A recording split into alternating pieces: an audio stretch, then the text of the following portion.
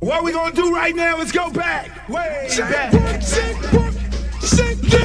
thing. Hey, hey, come on, shake, come on, shake, come on. Give me your thing. Hey, hey, come on,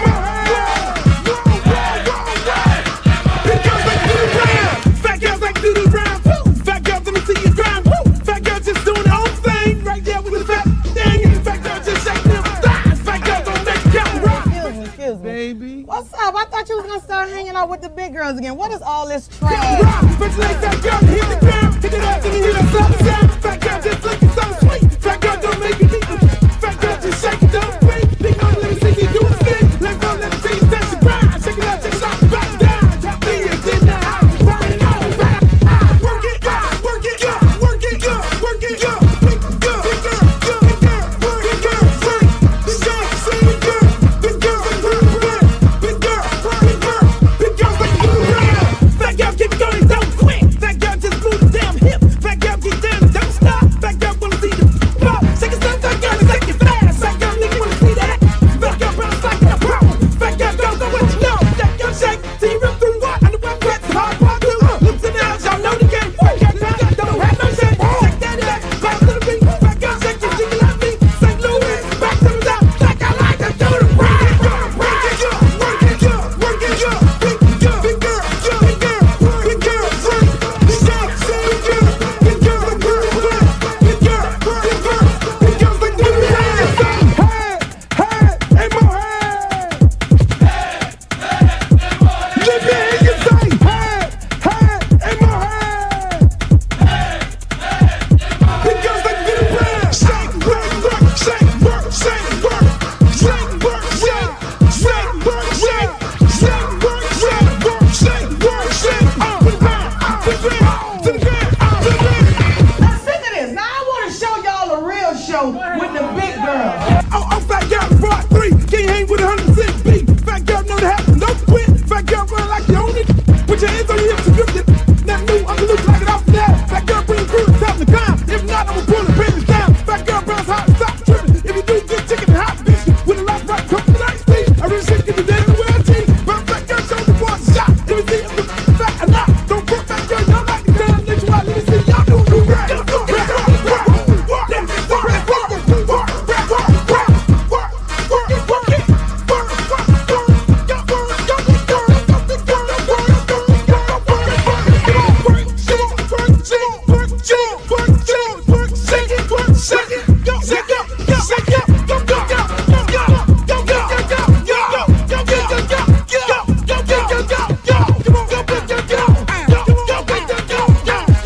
I'm serious. Where you are? Not the Elvira.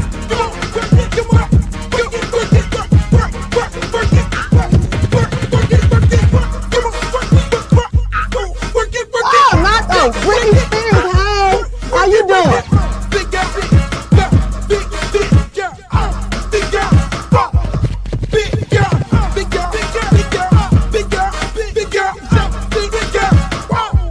Oh, but ain't the little leprechaun. Girl, your wings is so up. You look a mess. All about the big girls. What about the big girls? Big girl, work it, work it, work. Big girl, work it, work it, work. Big girl, you done suck all the fat off your ass.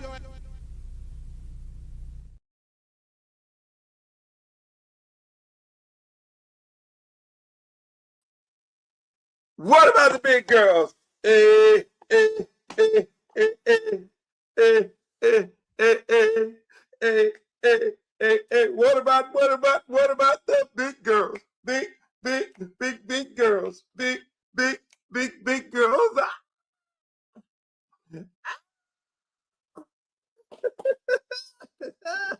Yo, welcome to another edition of yours truly, Uncle Luke, the Luke Show, baby. I am here. You see I got my colors on. You know I'm Yachty. You know I'm Yachty. My dad is from Harborview. I feel like a Yachty today. Sunday, boss. Rice and peas one day, peas and rice.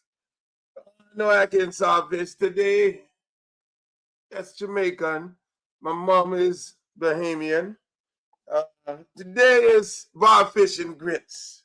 and Johnny Cake. Y'all don't know about that. Y'all don't know about that. Look at Jazzy right now. You know, I got my Jamaican World Cup colors on and everything. I got my dumps on, you know, I'm styling and profiling. Oh, motherfucker look good right now. Oh, motherfucker look good right now. I'm just saying. Let me just, hold on. Let me just do this. Let me get a little fresh, so clean, so fresh, so clean. Let me just pose.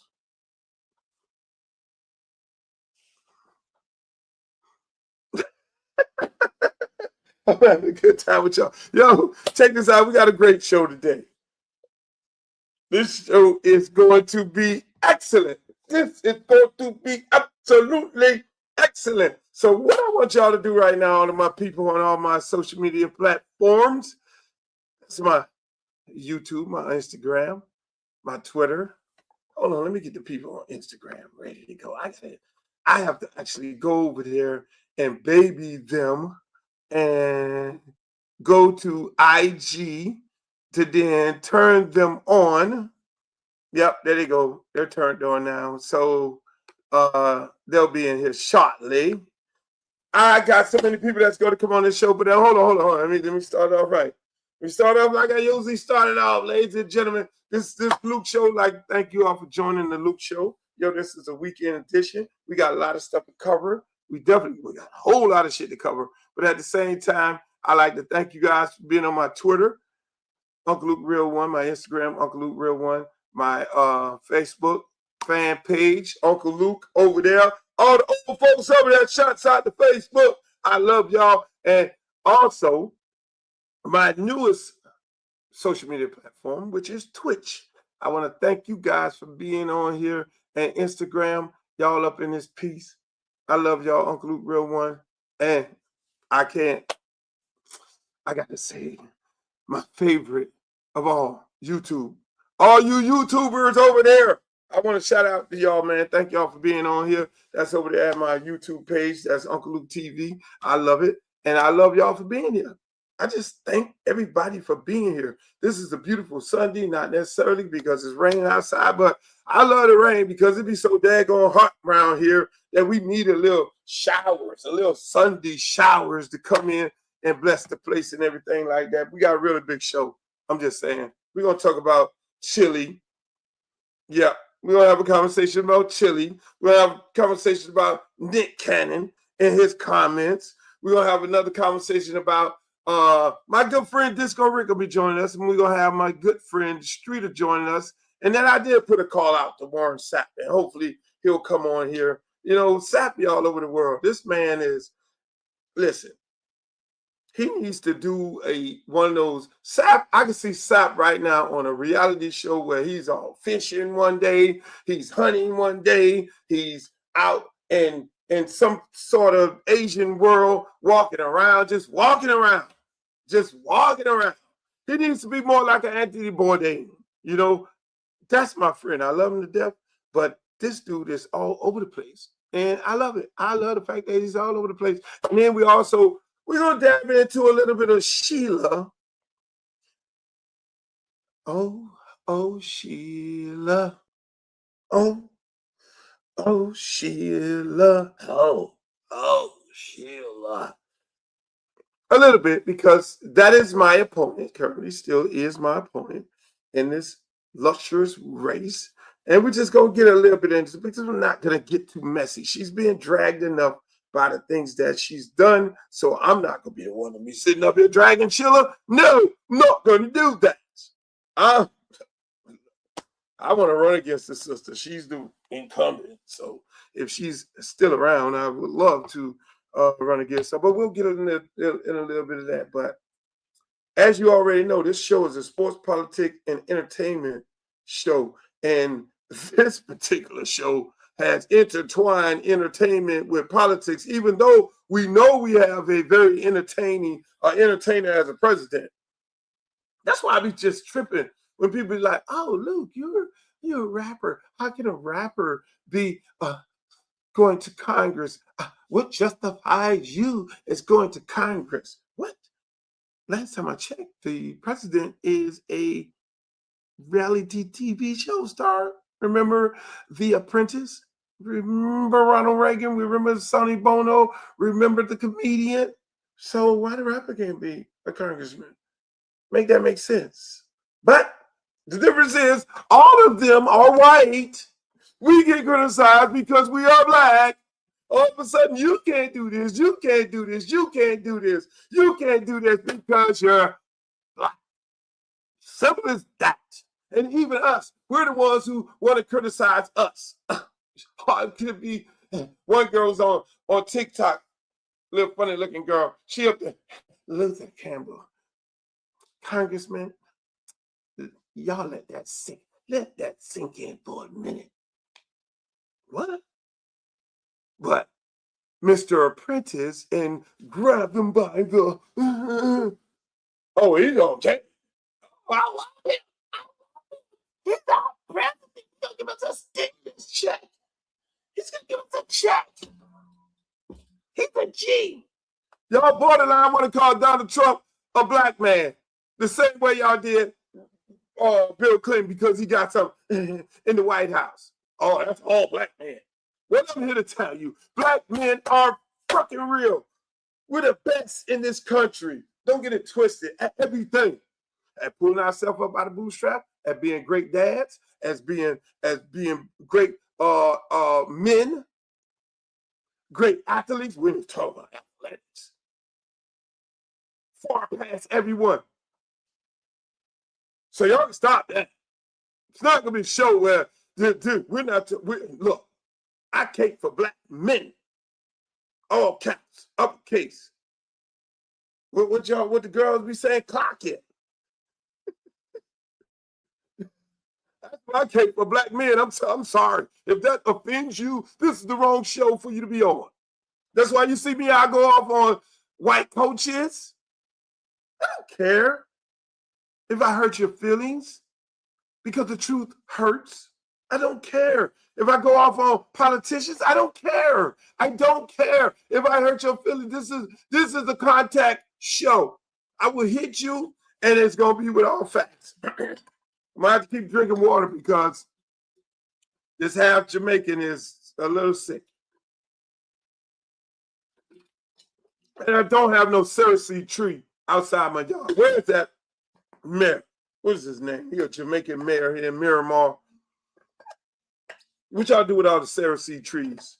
See, that's when you live in the city, you have Cersei trees outside. Yeah, I'm running for Congress, ladies and gentlemen. My name is Luther Campbell. This show is about a lot more than just that. A lot more than just that. The Congresswoman who I'm running against, yeah, she got jammed up. Lord have mercy. She got jammed up. We're going to start the show. Let me just start it off in the right way that I normally start the show off. We start the show off all the time like this. Rest in peace, my brother, Uncle Al. And as y'all know how we start the show off, I want to know where you from? Where you from? Where you at? Put it in the chat. Where you at? Put it in the chat. Where you from? That's what we do right here, people. Let me know where y'all from. Put it in the chat so I can put y'all up in here. I got these glasses. I'm going to take my glasses off in a minute. I just want y'all to see how I'm styling and profiling. You see me go? But go ahead. Go. You see me? I'm looking jazzy today. I'm looking real jazzy. I can catch something today. Phyllis, I can catch. Phyllis, I can catch some. Bell, what up, Bell? I see you. Y'all need to put it in the chat where you're from. But let's start the show off. Let's get this thing going on. I got a whole lot of things to talk about. I got a whole lot of people to upset. I'm just saying. Listen.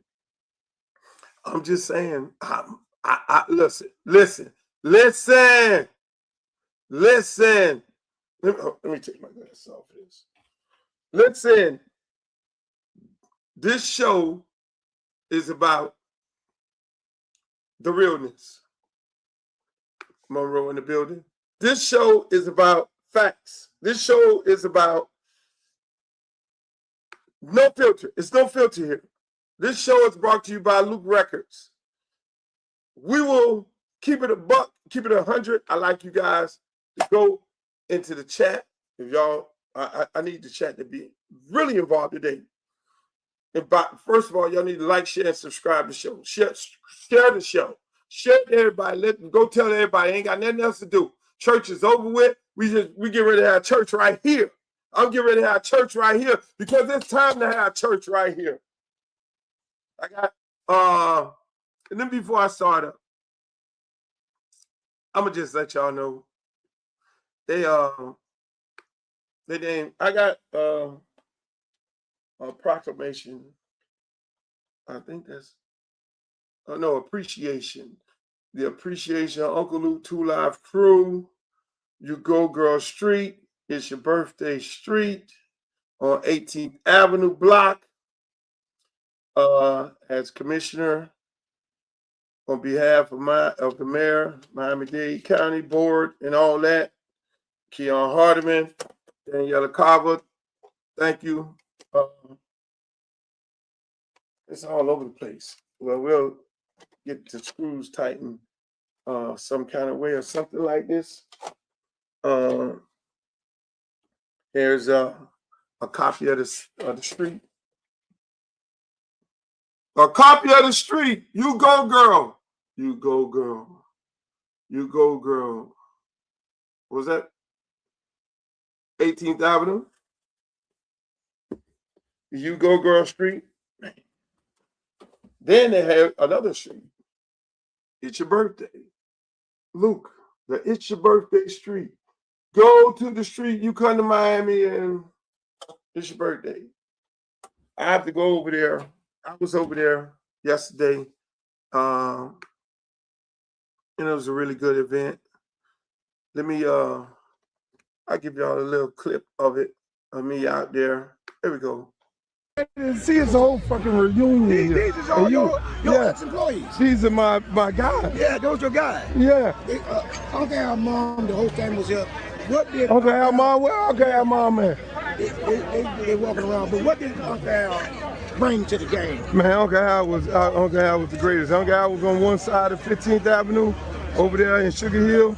We was on the other side with Mr. Wonderful, with Lil Trina running around, you know, and me and Dap D and Slick Sam and all us, and then we bringing down all this hip hop in the South. See, people don't realize that. You know, Tiny Head was the original person who brought down Dr. Jekyll and Hyde, and I took that from him and then started bringing down these other artists. And then from bringing down these other artists, then what did we do after that? What did we do? We started our own shit. And that's what we did. And then now when you come here to see something like this and you see it, all these different streets with hip-hop artists' names on these streets. And then in the background, you hear the queen of it all, because she taught us all, get it right, King Spody. See, this shit go deeper than rap, but I'm finna leave you, because I don't want to talk to you anymore. Hey, my friend, how you feeling? Mr. Elliott, congratulations. Yep. Hey, First Lady, how you doing? All right. Hopefully I get invited to the birthday party this year, because all I do is see all these pictures and the king sitting there. I want to be sitting there. See, I'm talking to the boss. You was invited. You ain't show up. No, I'm good. I'll leave it. You know the birthday about it? Oh, okay. Huh? You want to go on stage there? And that was my little daughter. Shouts out to Precious. That was my little daughter. So I'm showing y'all some of these clips from yesterday. It was a very nice day on 18th Avenue. Shouts out to Commissioner Keon Hardiman. These are some beautiful shots, and here's another lady interviewing me. I'm just showing y'all this stuff. Uncle Luke. Hey, how you doing? I'm good. How are you? I'm great. So happy. So how does it feel, not only your music being a part of legacy and music history, but having a street named after you? I mean, you know, I got my first street named after me in my neighborhood. You know, that was a beautiful thing, you know, from where I came from, you know, just understanding the work and the commitment in the community. And I really, you know, appreciate that. Really appreciate the mayor and the commissioner for making that happen. This is very important. This is, you know, this is special because it's the fruit of your labor. You know, when it wasn't anything, it wasn't no such thing as hip hop in the South, and starting it in my backyard, you know, and being able to see all these other artists who came behind me, who've been inspired by me, and a lot of them who were on my record label, whether it's Michael Sterling or JT Money or 2 Live Crew and all them, to see them names go up. And then the other ones, you know, the DJ Khaled's of the world and all these guys who was on my radio show. So to see that it's the fruit of your labor and you wasn't doing anything in vain. And so it's like a real special day for me. You know, I'm gonna come back when all the people are gone and I'm gonna really, really take it in. Yeah. What is it that you want people to feel when they're driving down your street listening to your music? It's your birthday. I wanna rock. Knocking the boots. Check what your mama gave you. Hold up, wait a minute, put it moving. Anquette. Do they have a street out here, Anquette? Yeah, I would always be there for you. So I mean, it's a beautiful thing. What is it that you want the youth or the next generation to take from these moments here that they're creating? I want the next generation to take from this. I mean, at the end of the day, you can be whoever you want to be. Because I was the same little kid running around, riding my bike, not knowing what direction I was going to go in. And then I make a decision, you know, I want to start DJing. I want to start interning at the radio station. You know, I want to be a chef. And then whatever you want to be, you can be. You know, don't let nobody tell you can't be what you want to be. If you want to be an athlete, if you want to be a doctor, lawyer, just put it in the atmosphere and it'll happen. Absolutely. If there's one word that you could use to describe your legacy, what would it be? Consistency. Yes. Yes. I know that. Y'all heard it here with the legend. Go Uncle Luke. Y'all know what it is. ACW coming to the jam. Yep. All right. Take it Thank easy. you so much. Shit, I'm getting out of here. Okay. Oh, there you go. There was a lot of things. Shouts out to my good friend Jay Johnson. We're gonna have Street on here. Joe Johnson. I'm sorry. That was a really good day. A really good day.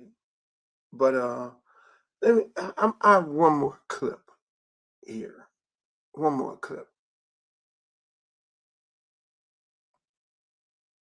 Oh, I have one more clip. One more clip. I gotta get some of these out of here. There we go. Let me get that out. I have one more clip to play. Did I play that clip? Yes, I did. All right. I have one more clip to play from yesterday.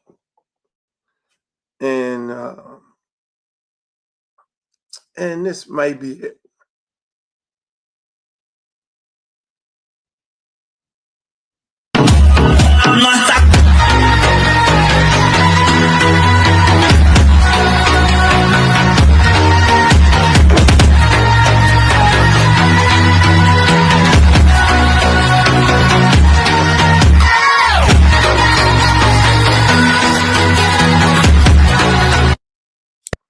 Now, that was my last clip I had to play from the day. That was the last clip of the day. All right. And so let me say this. Let me just say this. And I'm not here to offend anybody. I'm not here to get anybody upset. I'm not even here to be ungrateful, right? But I am here to keep it a buck. I'm here to keep it a buck. And I'm gonna do this before I bring this next guest on. And then before I do this, right? It was, I'm gonna take y'all back, okay? Before I get to where I'm going at. Because I need to bring y'all up to speed, because there is always a root. And we have a tendency of not knowing our history as a people. And let these folks tell it they like to erase our history. But we do the same thing ourselves. We don't really, we don't like history books as well. And we don't like to pay respects to people before us as well. But I'm gonna do this in a very, I'm gonna talk about this in a very strategic way, because I know, you know, I'm supposed to be a leader, especially the leader of Southern hip hop, because it wasn't none until I started. And it all started on 58 Terrace, where my street name is, and 10th Avenue, out the back of my mom's wash house. That's where it started. Ain't nobody else was selling no motherfucking records in this town. Ain't nobody else was selling no records, no hip hop records in the South, period. But I'm gonna just start it off here. So let me give you history. So we started off DJing, ghetto style DJing. So we had ghetto style DJs. Like I mentioned in the clip, you had South Miami DJs down south. You had Jam Pony DJs in Broward. You had Party Down DJs. And I'm going to just put Party Down right over here. You had Soul Survivor DJs. You had Norberto and them down south.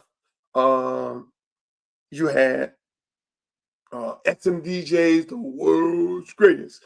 You had, no, that's Space Funk DJs. You fucked up, Luke.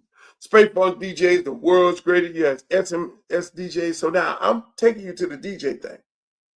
So we all DJs. We all run around, Pretty Tony, everybody, we DJs, right? So some of us came from DJing to music. Pretty Tony went to music, Trania, all those great hits he created over there. Shots out to Pretty Tony. You name it, Debbie Deb, all that dance stuff, all that's Pretty Tony. When I hear music, and me dance, oh, that's Pretty Tony. Pretty Tony was a part of the Party Down DJs. Okay. Did they get a street? I don't know. I gotta go look around. I wasn't a part of the committee of naming. Okay, so Party Down DJs. We'll go here. Disco Rick, Pretty Tony segued into doing music. So Pretty Tony was doing dance music. We started, Rick then went to Joy Boy Record, Disco Rick and the Dogs, and they did music. Disco Rick ended up over at Luke Records. So he did all them songs, Your Mama, and then he had a Wiggle, Wiggle, Wiggle. And so now I'm going to say this because I don't want nobody to get it misunderstood. I think the event was absolutely beautiful. I think I congratulate Commissioner Hardiman on what he's trying to do. I think I have a vision. A lot of people don't. What he's trying to do is he's trying to bring life into 18th Avenue. And so using music and the iconic artists and sayings, look, and all that, and bringing the street and just bringing it alive. It's almost like Overtown Come Alive. And Overtown Come Alive, it went from Overtown Coming Alive to Overtown being gentrified. But hopefully we ain't gonna get there with 18th Avenue because my good friend owns all the property over there. Broadway, he owns all the property. So we ain't worried about that part. And Broadway is True Blue is one of us. He ain't having it. But I'm going back to this. My good friend Disco Rick was missing. I did not know he was missing because I came to the event late. I looked on the social media and I'm gonna have him on here and I'm gonna ask him about it. Disco Rick is an icon. If ain't nobody say it, I'm gonna say it. Because after me doing hip hop, it became him doing hip hop here. Before it was anybody else.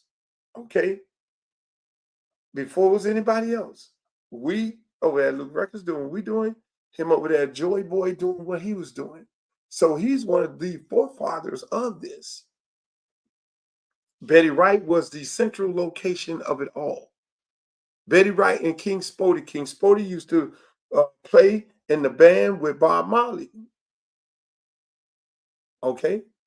We all would go down the street from my house, 10th Avenue. We all ended up down to Betty Wright's house. That is the queen of it all. It starts and ends with her. I don't care who it is. If you got in the business late or if you got in the business early, whether it's me, DJ Khaled, or anybody, we all ended up going to get our information from the great, God bless her soul, Capricorn like me, 2 days before I am, would always call me and say, happy birthday, Lou.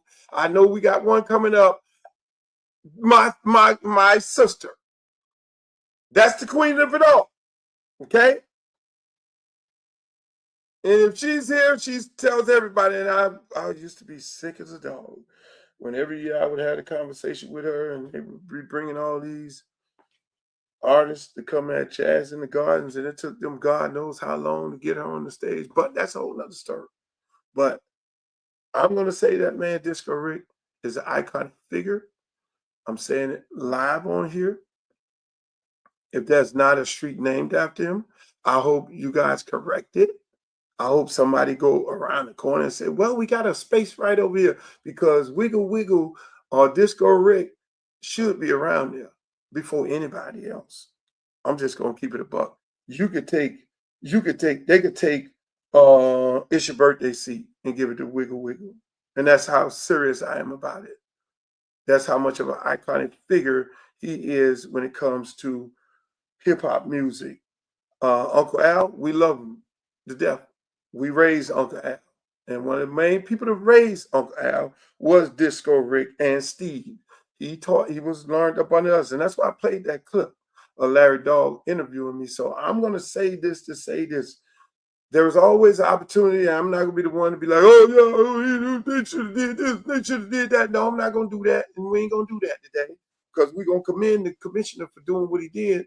For all the individuals who's out there to get honored in so many different ways. And I'm pretty sure some other people are sitting over there upset, which is fine. I got a cousin who could have been in the argument. I don't even know. I just need to walk around because my little cousin was Anquette, and that was the second song. She did the accident, Throw the D, which was Throw the P. And then it was I Will Always Be There For You Forever. And y'all loved it. It was the number one video on the music box. Hold up, wait a minute, let us put some boom in it. Hey, I'm gonna stop there. Two of us was in the committee. I wasn't on the committee, but without further ado, ladies and gentlemen, I want to bring on the show my good friend Disco Rick. How you feeling, Disco Rick? I'm great. I'm feeling great every day. And we got Streeter right here.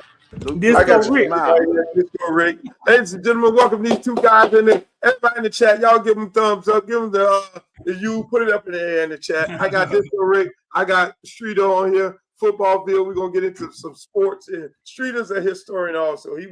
When he went to the military, he had to take all the Miami records to the military, and I'm pretty sure he took some wiggle, wiggle, wiggle.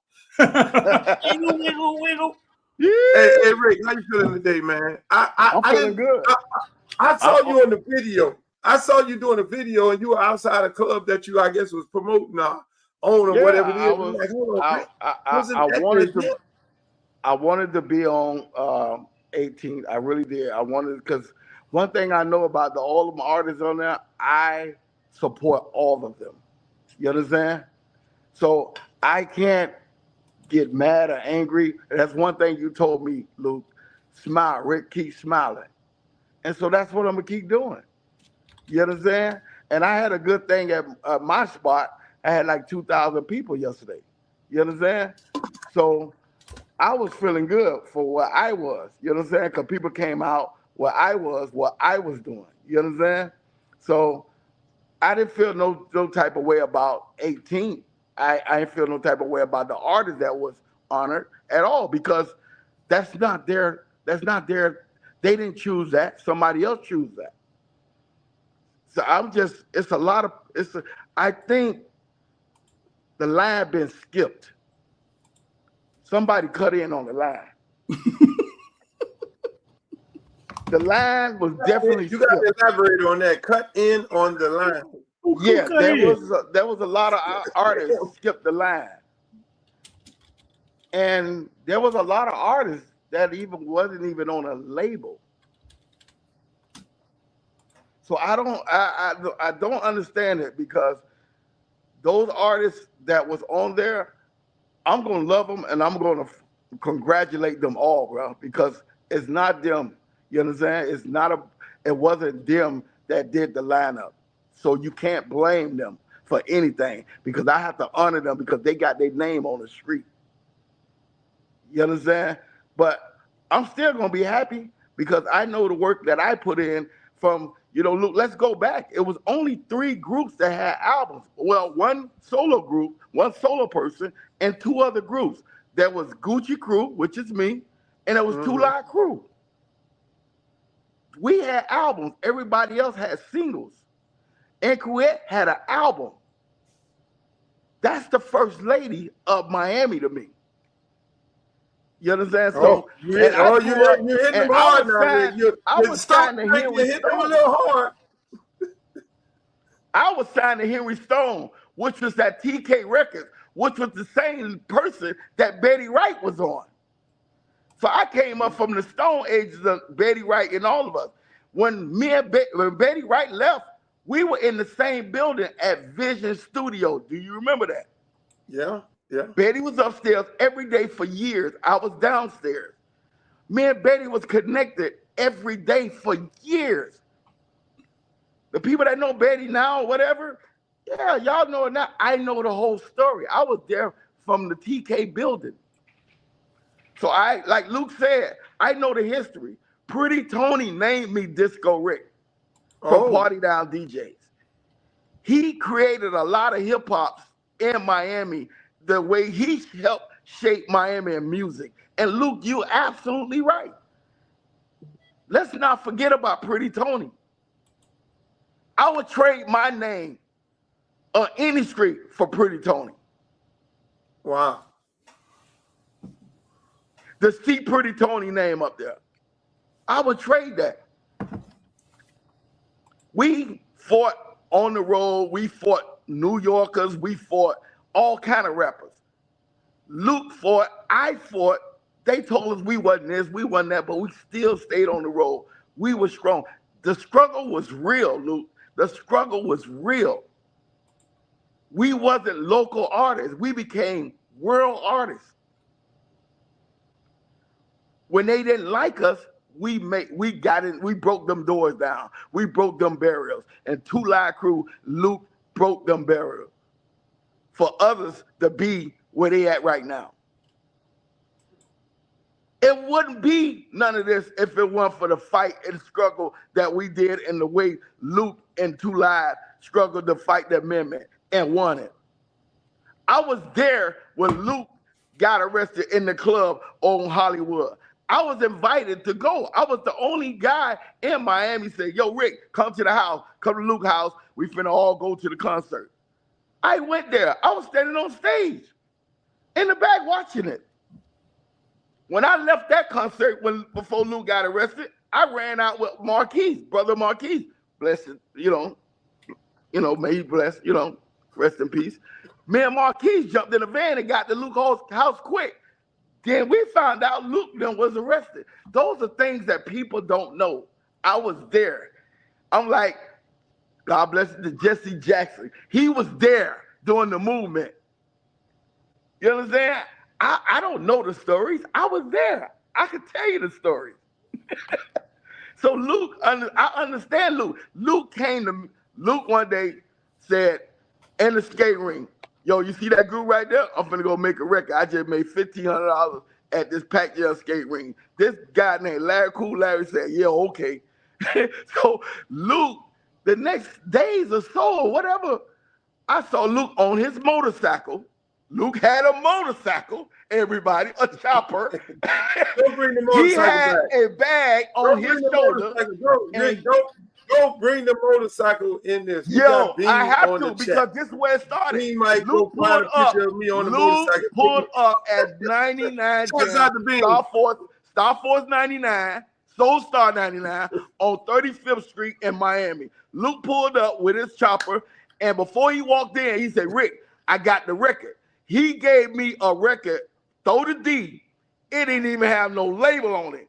He had to write the name on it. He had just got it. I asked for 2. Luke said, I can't give you 2. I got to give you 1. And I took that record and I started off. and I was party down DJs, and I had Superstar Roller Tech, and you damn right, I promoted Two Live Crew at the start of the beginning because I supported Luke. Wow. Me and Luke was doing parties together when there wasn't no Two Live Crew. So people don't know the history of all that. People don't know the history of Betty Wright and us and me. People don't know. You look at Lil Jon and you go to Google. Lil Jon was inspired by me, and that's what Lil Jon said. That's how his career started. I did the Kings of Crunk. I did half of Bone Thugs and Harmony. I did the Saga Continue album with Puff Daddy. I did a lot of things, but a lot of people in Miami don't read. Wow. When I signed to Luke, it was a plus to me. You know why? Luke did not put me on his side labels. He put me on Luke Records. God bless get this guy named Fred Hells, white guy, big promoter guy at Luke Records, Luke hired. This guy's huge. He passed away. Luke yelled at him and said, yo, what about Luke? What we doing for Rick Records, the Wiggle song? We got to go, you got to do this. And I heard Luke say that. You know what that white man said? Luke, we don't have to do nothing. Rick don't hit the pop shop. Wiggle was gone. I had, it's so much stuff I could say and to be honored. And I'm being honored right now with Luke talking about me right now. I'm being honored. That's the biggest thing. Man, we love you. We love you and we respect you. Because you know, and that's why, you know, like I say, you know, I know you don't have no ill will. You just go about your business. We all like that from down here. None of us, you know, we all Rodney Dangerfields when it comes to Miami. We're the most hated, most loved, and all that. Yeah. Streeter, you got something to ask Rick? Oh, hold on, Streeter, but. And Rick also was the one who started all this King of Diamond and all that. So that's a whole nother story.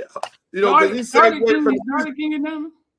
Huh? Yeah, he started King of Diamond? That man, all them Jocelyn and the dancers, this guy. I started at Diamonds Cabaret. It was me, Pop, and Lenny. Mm-hmm. I remember. I promoted everybody's song at Diamonds Cabaret, from Trick Daddy to everybody. My voice. Can you hit it one time? When I went to King of Diamonds, I got 1,000. Look at this. Hey, Luke, check this out. When I went to King of Diamonds, I didn't want to go. They couldn't get nobody in that club. Luke tricked me. They called Luke, and Luke said, yo, Rick, where you at? I said, I'm at Tootsie. Luke picked me up from Tootsie and said, we finna go to Cheetahs. This nigga went over the bridge and made a right. He set me up. Pop was waiting outside for me. And Luke got out the truck and left me in there, and I wouldn't get out. And Pop said, come on, you know the truck hot, Rick. You need to get on out of there. You know it's hot. What's the story, Luke? Luke walked in the club. I ain't not lying. And then Luke go talk about, Rick, there go your main friend, Lenny Moe, and all that. I was like, yeah, whatever. I did not want to work with certain people. I pop, oh yes. So I agreed to do King of Diamonds when they couldn't get nobody in that building. Trust me, when I did the King of Diamonds, I brought my event. When I say my event, it was Robert Bailey, my event with Willis McGahee. I put that together. The Willis McGahee Foundation at Gwen Cherry Park, done by me. So I put my Willis McGahee party in that club, and it set it off. Wow. And that's what made King of Diamond grow. Hold on, hit the voice, because they don't even know you behind the voice. Ladies and gentlemen, welcome to King of Diamonds. Who didn't grow up on that? They don't even know. They don't even know that you the voice. That boy, hey, Streeter, it's down the line of let's get ready to rock. They have no idea. They have no idea. I didn't know either. It took me years. Black China helped Jocelyn and everybody. They have no idea. No, I got a question. I got a question because I used to do some rapping on my own, had a studio and stuff, not near as big as you guys grew. But I know how songs are made, right? So your mama smoking crack rock. Like, could you explain to us, y'all sitting in the studio, Where did this idea, like, how did this idea come up? Well, I was sitting outside on Third Avenue in Edison Projects, and the girls were cheering, and one girl pushed one down because they didn't want to be involved with her. So she pushed it down. The girl said, "That's why your mama on crack." And the other girl said, "Your mama smoking that rock." And I said, "Hey, both of y'all, come here." And I took the same two in the studio with the other girls. And that's who voices we hear. Bruh, that song is so big across the world, and I'm glad. I'm blessed. Everything I did from Loot Records to Gucci Crew to what we did with Sally, that girl was one of the biggest things in the world. I'm blessed to have hits. I'm blessed to be on all the labels I have been on. From Henry Stone to Joy Boy to Luke Records. Wait, hold up. Hold up. Sally, that girl, you were involved with the song Sally, Yes, that girl? Tell that story. Tell that story. Sally, that girl was me.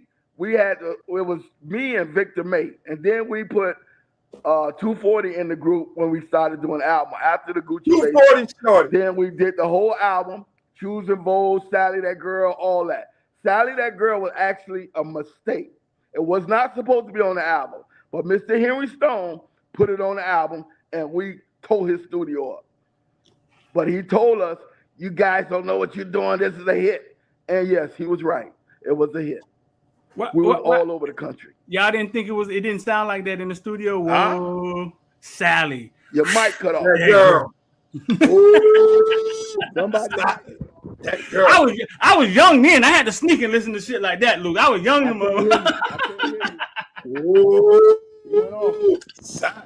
That girl. Somebody muted. Hey man, Rick, man, we want to thank you for coming on here, you my muted. brother. He said he can't. He can't hear. He said he can't. I can hear you, Luke. He said he can't hear you. You're muted, Luke. I can hear you, Luke. Oh, you might. I can't hear nothing now. It went off. Yeah, you get me now? That must be on his end. Yeah, that's on your end. Yeah. Hey, Rick. Do I have to Hey, close Rick, down and we come want to back thank in? you for coming on, man. Appreciate you, my brother. Yeah. We love you. I don't know what happened, but Rick is Tell all him right. close out, come out and come back in. Now I had 1,000 questions for him, Luke. Let me see if we can get him back in. Yeah. Tell him to come back in. I mean, let me see if I can get him back in here. Damn, Disco Rick. I want to ask him why he Yeah, never you sitting capitalized over there. on everybody talking about music like this here. why he never capitalized on everybody talking about his one goal. That shit was like, that was the thing. You know what I'm saying? One goal like Disco Rick. See, that's a t-shirt right now. I don't believe. Hey, Rick, there you go. Rick is back. All there right, go Rick said Rick come back in. Okay. Can you hear me? Oh shit! He came and went. Let me see. He came and went. Hey man, this some good stuff right here, man. There you go, right there. But I laid it out, Luke. I'm just telling you. Can you hear me now? I laid it out. I was just telling the truth. They were just talking about your one goal. On my one goal tooth, when I took that one goal tooth out of my mouth, everybody in jail got mad from all the way to Atlanta. Yeah. And I went to California. A little girl said, somebody, mama, pushed that little girl to come up to me. And the little girl said, "Excuse me, your name Disco Rick?" At the airport, I said, "Yeah." "Mama, it is him. The guy with the one goal." I was like, wow. Bro, wow. Hey, but why, I was asking Luke, like, why you never capitalize off that? That was I took it out because I picked that. I took it out. It was a birthday gift for my sister when I was young. You took the goal. Hey, can you hear me, Rick? Yeah, I can hear you. We can hear you now. You took the gold out and gave it to your sister for a birthday gift? She bought that for my birthday in the 70s.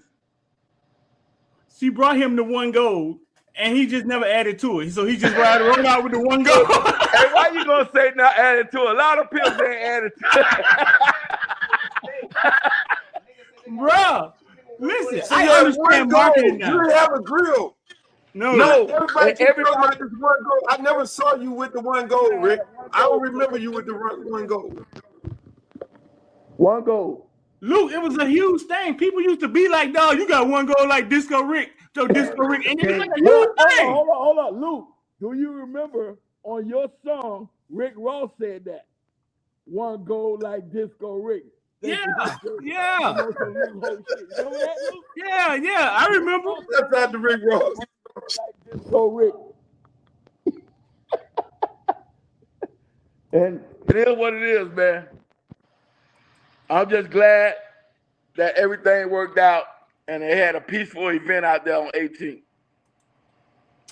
So when y'all talk about Pretty Tony, right? Like, cause when I think of hip hop down here, I don't think of a name Pretty Tony, right?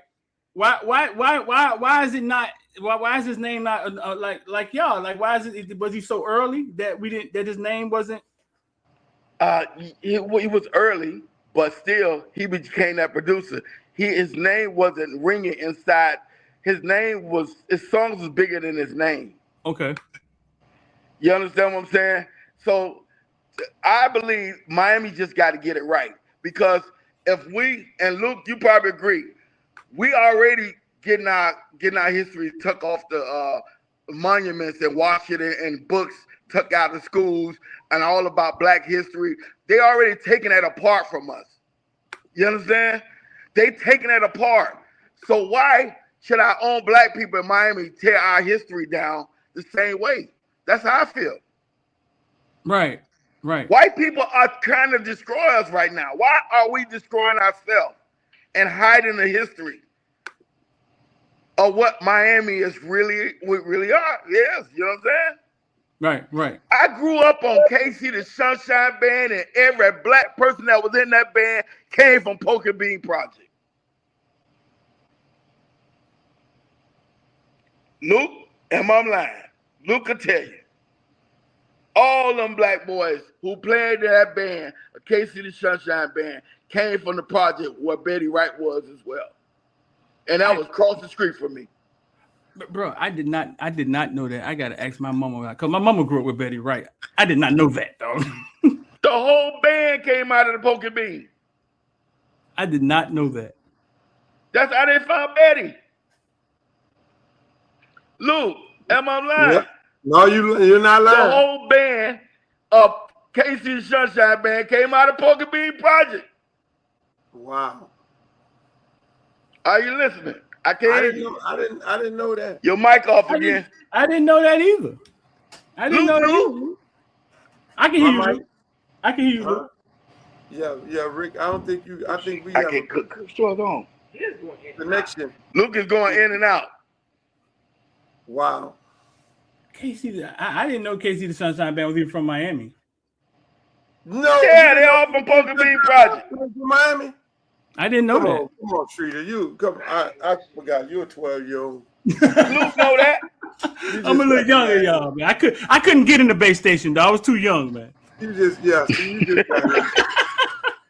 You got it. You got it. You came here with Mario. I got to go out again because Luke, hey, Luke went out.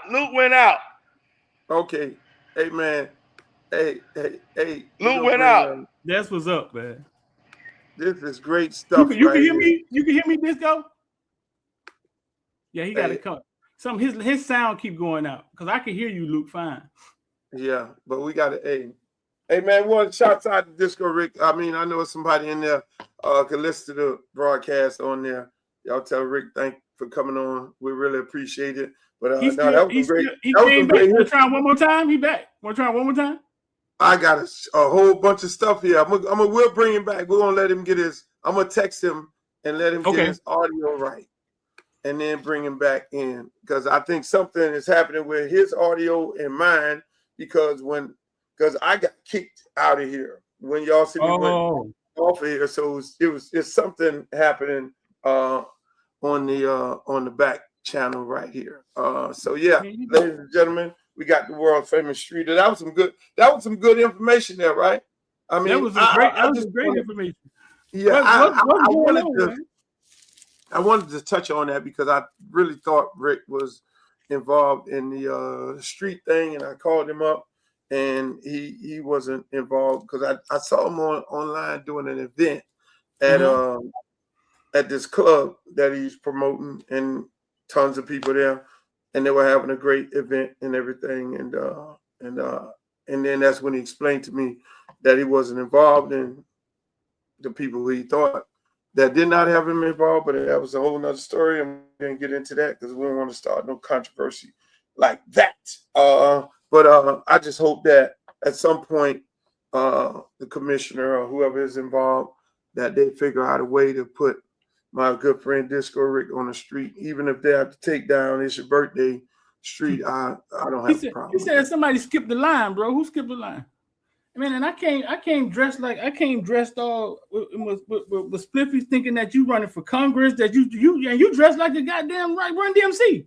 Like I got my button down on. I'm thinking, man, Let me put my glasses on since you got your glasses on. But listen, that's a beautiful thing. I'm happy that you have dressed up for the occasion. It's Sunday. It is Sunday. Yes, and on the weekday we'll get dressed up on the weekday. We'll be dignitary on the weekday because we're doing a whole nother game here. But hey man, that was a beautiful conversation there. That was some good information. Streeter, so what's going on, man? How you feeling, man? Man, I'm feeling great, bro. I mean, you've been out to University of Miami practice. I mean, you was out there enjoying yourself with those folks. You had a good time over there with them. You know, you're over there with your good friend Mario. You interviewed him.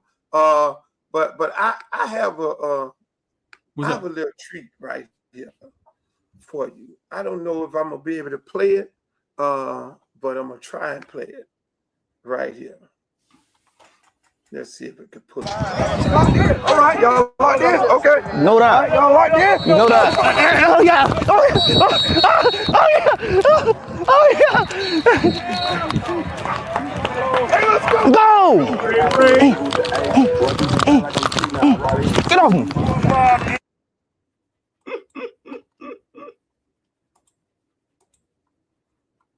Shout out to Ray, dog. Catch that thing, right?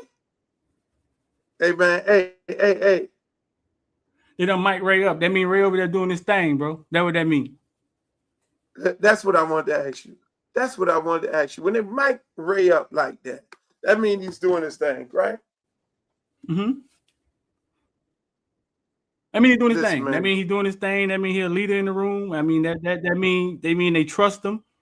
I hit him up. I say, hey man, talk to the ECU people. Tell them I collab with your mic'd up. And he was like, all right.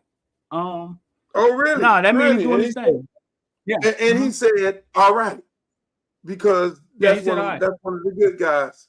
Shouts out to Bean over there. Let me tell you, let me give you the Bean story with Ray. This storytelling day, I guess. Bean was, when he was coaching with me at Edison, Bean went on all the visits with Ray. Most people didn't know that. See, I kind of do things in a strategic way, but knowing, Bean, tons of experience, coaching with Ice and over there with him right now, he has probably got more experience in dealing with these scouts than me.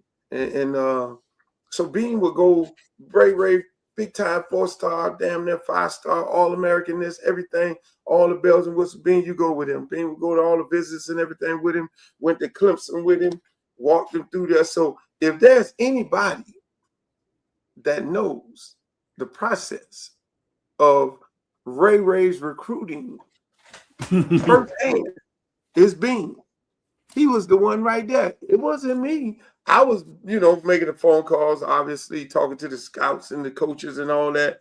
And if there's anybody want to know the real story of Ray, you go ask him, because he would. You don't have to ask me, Streeter. That's the crazy part about it. See, a lot of people don't understand. It's a real village when it comes to, high school recruiting and all this. People don't know how people move from one place to the next. And there are sometimes on the staff where a coach will have that. No, coach got that. You take care of that. Because the head coach can't do everything. You know what I'm saying? Head coach got to do head coach thing. And so head coach get his trusted individuals who are experienced enough, who carry themselves like you with your nice little shirt on, and go out there on the road with them and make sure the scouts and the schools take care of them in the proper way. Mm-hmm. You know, and you know, I would ask Bean, hey Bean, what happened? How did the trip go? Man, them people at Clemson love that motherfucker there. Man, they love him over here. They love him over there. And so we all were kind of surprised. But that's a whole nother story. What's your Ray story? Were we all surprised? Yeah, Bean was also surprised that he ended up at Miami. You have to, Bean's in the chat. You have to ask him that. I know I was. Yeah. I mean, I got to call it the day of the commitment. It was like, hey, coach, I'm on the phone with coach. I'm thinking about signing with Miami. I said, well, Ray, we ain't talked to Miami. When you talk to Miami? It was like, yeah, but coach, can you talk to this guy over here at Miami and who's working with the NIL and everything over there? Well, not NIL, but working with the recruiting department over there. And I got on the phone and talked to the guy, and I was like, hey, sir, how you doing? When did that all happen? Right? It was like he told me something and told me something. I said, well, you need to go ask somebody about this because y'all are a long way off. And where did y'all come in at? Bean said he was definitely surprised. Where's that? Right. Hey, I'm sitting up and I'm like, well, Ray. And I was like, Ray, you sure? Coach, that was my dream school. I'm like, well, Ray, they didn't recruit you in Oregon. They didn't want you in Oregon. They didn't want you in Miami. So you're committed to Clemson, and you gotta kind of go. You gotta kind of go where they love you. Like no different than I see people here recently been saying, if you're chasing a woman, if you gotta chase the woman, she don't like you like that. That's it. I always tell people, go with your first love. Because what happens in college football, what people don't realize this. People try to protect the backyard. They don't necessarily be wanting you if they didn't recruit you, but if you committed to Alabama, they're going to all of a sudden they're going to start calling you up because Alabama jumped there. They don't necessarily want you because they had the opportunity of getting you from 4 years old, to 5 to 16 to 15 to 17. You know what I'm saying? And so, again, look at this here. The man said the man was the king of Clemson. He said he was the king of Clemson. He was there on all the recruiting trips. So he sat in the room with Dabo and this man would have been drafted this year. Because again, the way Clemson was running their program up until this year, they didn't get transfer portals. So they developed their players. They were like household, homegrown thing. I think really, to be honest with you, I think Ray kind of derailed Clemson a little bit because they were so dependent upon him. They were so like, this is our guy. We're going to run our shit through him, and he's going to take us to the next level because that position with the quarterback, that's a whole nother story there. But he's going to do good. Yeah, everybody path ain't the same, man. He got 2 more years left, right? Yeah.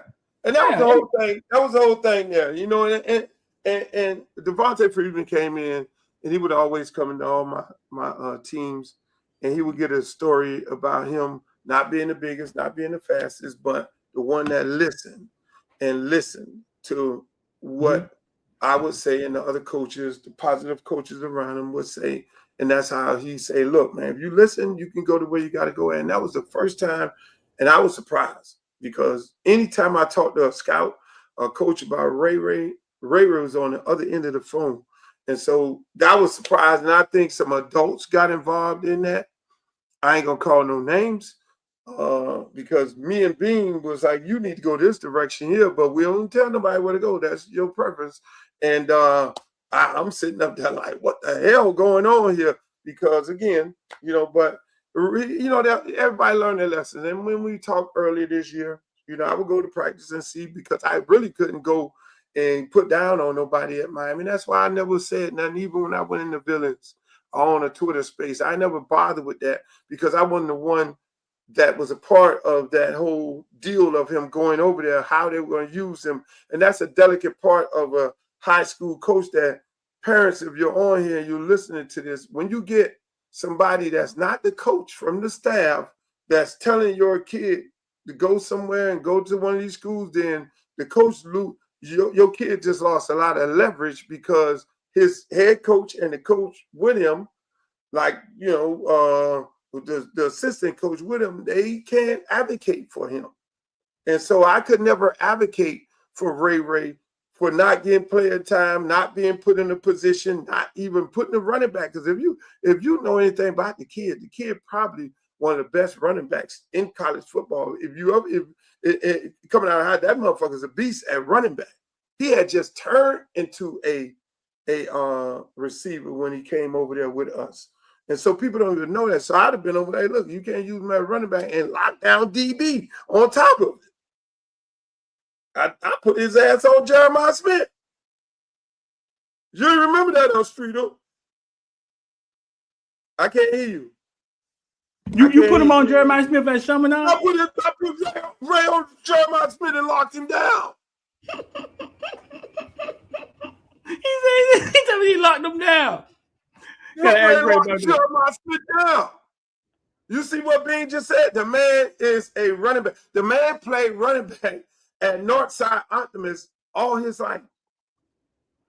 When he came and ran that 4-3, I said, oh shit, you're a slot receiver. God damn it. I'm looking at Santana Moss. But I got film of it. Streeter, the man can play anywhere on the football field. So I let the coach, you put him over there. I would see him every time I go out there. You put him over there, you need to go talk to Mario there. I ain't bothered with it. Everybody in America thought I was going to say something, but I never said nothing. Because, again, you went and y'all did that on your own. This coach who come to practice every day, let him go up in there and talk and get mad. You feel me? That's what everybody thought.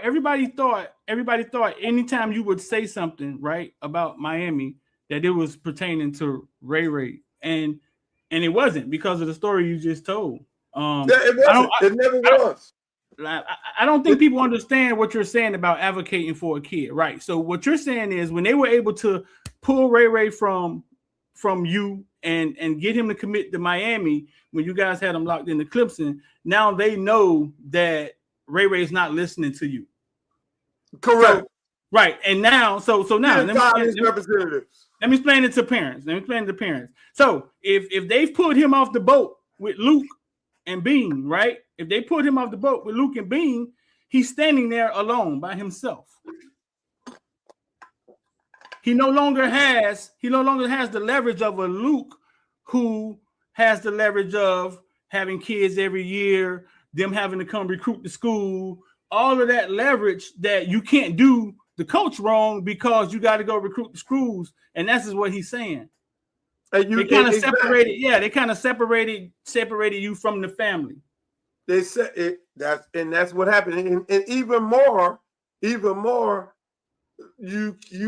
had two prominent coaches, me and Bean. So now Bean goes back with Ice. So at the same time, with him being that involved,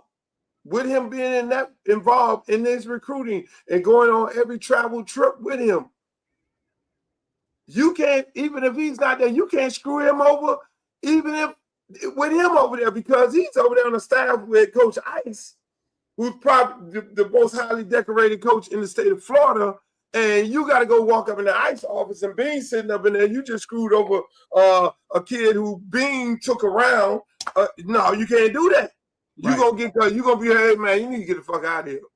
And see, that's what people don't understand. And so when you get some sidewinding BS coach who just going against the program, and sending a kid somewhere, and then just like you say, they know that he don't have no leverage. That coach ain't finna go over there and say nothing because you just fired the coach. So I mean, it all happened, and I used to laugh at people just like you say. They all would think that anytime I said something about Miami, you know, which I'm a Miami diehard. I bleed orange and green. They would think that I'm talking about Ray and his situation, which not the truth. But I'm happy he's where he's at because he understood the situation. And he said, "Hey, coach, man, hey, man." And I told him, "Son, you live and you learn. We all make mistakes. Us grown people make mistakes, but depend on the people who care the most about you." And that's a very you'll take this mistake and go forward, and you'll be great. And that's why I'm looking at him, smiling and everything. We got on the phone, and he didn't play in the first 3 games. He said he was told right before the kickoff that he wasn't starting. Right before the kickoff that he wasn't starting the Notre Dame game. And then I said, okay, well, just, every day play it like it is. You just go out there, put a smile on your face, work hard. Then when it got to the point where he had to make a decision, if he play another game, then he'll lose his red shirt. And then he'll only have 1 year. I say, yeah, you got to make a hard decision, son. I said, but if you make that decision, the red shirt, I'm fully behind you. Go up in there, have a conversation with Mario and your position coach and let him know, you ain't playing in the first 4 games. So it's obvious that you're not in their game plan in the picture and you don't want to burn a year and you're going to redshirt. And that's what happened. So y'all would see him on the sideline. I knew what it was. And y'all wouldn't see him playing. He was going out there doing what he had to do. Yeah, he was all dressed up and everything. And that's, unfortunately, that's how football works. And that's why I always advocated for, they need to have another portal. If they're going to do a second portal, it should be right there in that window. Or they should just get rid of the whole red shirt thing, which I don't think that's a good thing. But put a portal right there, and some of those kids can go to another school after the 4th or 5th game. So you know what fans don't ever take in consideration? Fans don't ever take in consideration because when they see a kid leave, first thing their emotions go to is he's the enemy now, or a lot of fans. First thing their emotions go to is that he didn't want to be here. Y'all never take in consideration that some of these kids, like Ray said, was his dream school. That's why he stuck it out for so long. Some of these kids really want to be here and see that it's not working. Like Popo. I knew Popo since he was 10 years old. Like some of them want to be here, but it's just not working out for them here. And that's fine. It's turned into a real business. It's turned into kind of cutthroat. And that's fine. You got to go find your way, somewhere else. But y'all fans don't ever take in consideration that some of these kids want to be kings. And are sitting in a room somewhere like, damn, I might have to leave. And they're heartbroken. Y'all don't ever take that in consideration. They don't take that in consideration. No. They do not take that. Let me tell you, and I tell people this all the time. The University of Miami, right, and all the glitz and glamours of it, and all the history of it, the University of Miami is always a beautiful house. I don't care who's the coach. It is always a beautiful house that just needs the lights turned on with the right coach because of the rich area of talent and because of the facilities. And I don't mean the facilities at the place. I mean the facilities. We are the best facilities in the world, which is Miami, Florida, South Florida. Nobody has that. When you go to Clemson or Alabama or LSU or Georgia, when it ain't in school, when school ain't in, that shit is dead. When school ain't in, Miami's still going.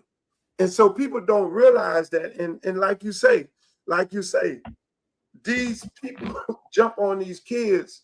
Every kid here in Miami wants to go to Miami. Every one of them. They have to get turned off.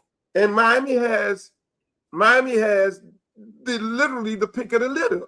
But then there are tons of situations where kids will get turned off because they'll be wanting Miami. We want to go to Miami. They'll go to the Miami camp, work out in the Miami camp. They don't get no look. They don't get no shine. But then Alabama coming and offer their ass. Then now Miami come. Then now they like, I really love her. I want to go. I want to stay home and play in front of my and this is my school all my life. And I put my shit on. Amari Cooper dressed up every day and came to Miami Northwestern practice in University of Miami clothes. We would have to tell them you can't wear that because they thinking I'm telling. Larry Williams used to think I was telling Amari Cooper to put the damn UM stuff on. They got mad. Listen, they got mad at me, had a full board meeting saying Luke is telling Amari to come out, and Amari ain't had less than 200 yards the year before at Northwest before I came there because I was at Central. Amari would come every day with this UM shit on, right, in the summertime, and they would be like, Artie Burns' mom, Dana, God bless her soul, was on the board, and Dana had to get into it with Larry Williams and some people on the board at Northwestern because she would be like, he could wear what the hell he want to wear. You know, I came out there a couple of times with a UM hat on, and because I didn't have no Northwestern hat, I was just starting over there. And so it was a big thing.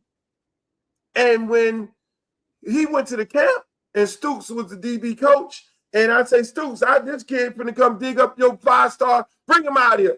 You know, because we quick to do that. Bring your best player out here. And if you dig him up 4 out of 5 times, you're going to give him an offer. And Amari Cooper went out there and dug him up about 5 times in a row and went to the office, and they told us, Al Golden said, and George McDonald, who's now the coach at Ole Miss, receiver coach. Oh, no, we have Herb Waters. No, we have Herb Waters. We know Stooks, because Stooks was the DB coach. We know he gets a little energetic, but we got a guy named Herb Waters. He told that to me and Billy Rowland. I was like, oh, shit, let's get on the bus. Going on to Tallahassee. Went to Tallahassee. Same thing. Give me your best DBs. Dug up to Tallahassee. Then we went over there to Alabama. Hey, Nick, we got something here. But he ain't got no stars. He don't got none of that. I know you like 5-star dudes. Hey, put him out there. Man, dug up everybody at the Alabama camp. Oh, you got an offer. You bring him to the office, Luke. That's how that went. Nick Saban probably could put some stars on him. That's what he said. I make stars. He said, I make stars. Yeah. I said, Nick, I don't want to be the one to be bullshitting you, but you don't have any stars. Nick was like, I'll make stars. And I'm like, well, we have Artie Burns right here. You know, he was like, I like Artie. I want Artie to come here, but I like him. And that's how Amari Cooper got over there. Same thing with Devontae Freeman when it dug up the entire camp. Hold on. He dug up the camp, right? I think he dug up the camp. Uh-huh. I think Duke went to the camp also. I think it was Duke or somebody else. Went to the same camp that Devontae Freeman went to. They didn't come out the same time. I think Duke was after Freeman or before Freeman or something like that. Then Freeman was coming the next year. And Duke didn't even work out, and they gave Duke the best running back of the camp. Dude, God, that's my son. I love both of them to death. They gave Duke, one of them, either was Duke or somebody, they gave the best running back of the camp, and they didn't even work out. They didn't even work out. And we hopped on the highway, went to Tallahassee, and what happened? Jimbo Fisher saw this man run some W drill and Eddie Grant, and it was like, oh, shit. Can you bring him into the office? We go up to the office, and next thing you know, what happened? We want to offer you. You know what the first thing Freeman said? You want to hear this? It's me, Teddy Lockett, Chris Perkins, Derek Gibson, because Gip was on the staff, and Gip, Florida State. We all sitting in the office. And Freeman sitting there, he said, man, whatever happened, if you get injured or anything like that, you know, that's one thing about Florida State. That's what they do. They'll tell you if you get injured, I don't know if they're still doing that, you still, in high school, you still have a scholarship here. You will graduate here. And that man told him that. First thing came out of Freeman's mouth. What you think it was, Streeter? A kid from the Pokemon Projects. Now put your hat on. What did Freeman say after the man gave the big speech about all this and coming to Florida State, and you're going to graduate here? We do all, after the man did his big speech, what the hell did you think Freeman say out of his mouth? What? Coach, where the bag? So we need that. Cause we need that. That's what we need. The man said, Freeman said, where the bag? Me and Telly and all sitting there looking like, oh shit. Hey, we all doing like this. Oh my God. Oh no. Oh man. This man He had to learn that from somewhere. He was like, and he was dead serious. So I'm hitting him like, laugh. Laugh. This ain't before NIL. Fool, you don't have not one offer. You don't have one. This is your first offer. And you talking about where the bag? You finna blow that. Hey, coach. Okay, coach. We good. We're gonna go down. We're gonna go down and grab some lunch. And I'm gonna holler at you. Thank you, coach. God, man, love it. And the difference is between the same thing with Amari Cooper, like we talking about with the Ray situation, and we talking about Freedman. The same thing happened with Ray and Freedman and Coop. Once Alabama jumped on him, once Florida State jumped on him, Miami came after them afterwards, and they asked me, Coach, what to do? I said, hey, look here, man, the same thing you said. You might want to go with your first love. I said, you ever heard that song back then? They didn't want me. Now they hot. Now I'm hot. They all want me. I said, that's y'all song, ain't it? I ain't going to tell you what to do. I say, hey, look here, man. Back then, they didn't want me. Now I'm hot. They all own me. We went to those places. And you do understand that? Yes, I do, Coach. Okay. Now that tells you what you make your decision. The girl who likes you right now is the one who like you the most. The ones who come in when you got the bling bling in the car and all that. They just come in with the show. That's a parade. And them two went and stayed. Coach, I'm going to Alabama. Coach, I'm going over here. Al Golden came in at the last minute. Randy Shannon got fired after that camp. And Al Golden came and said, well, I got to have this guy Freedman. Same way Mario came to Miami and said, I got to have this guy Ray I just got here. Freedman, like sitting up in there, oh, Coach, I don't know what to do. I don't know what to do. Miami, my dream school. I love it. My mom and my sisters and all of them could come to the game and everything. And all that there. I'm diehard University of Miami. I say, son, go home and pray on it. And it went all the way up until the time that he was getting ready to walk into the dorm, because I didn't even know that there was a rule if you go early that you can commit and sign the paper, but if you go in early, it's more about you checking into the first class. And Al Golden them taught me that. Say, no, if he didn't go to the class, he could then just get on the highway and come back to Miami. And I said, you got to go pray on that, boss. That's your decision. And he ended up staying at Florida State. Both of them had a beautiful career in the NFL. And but their paths lead a certain way. Guys who live you get ridiculed for all that hard work you just did because the kid got to get in school.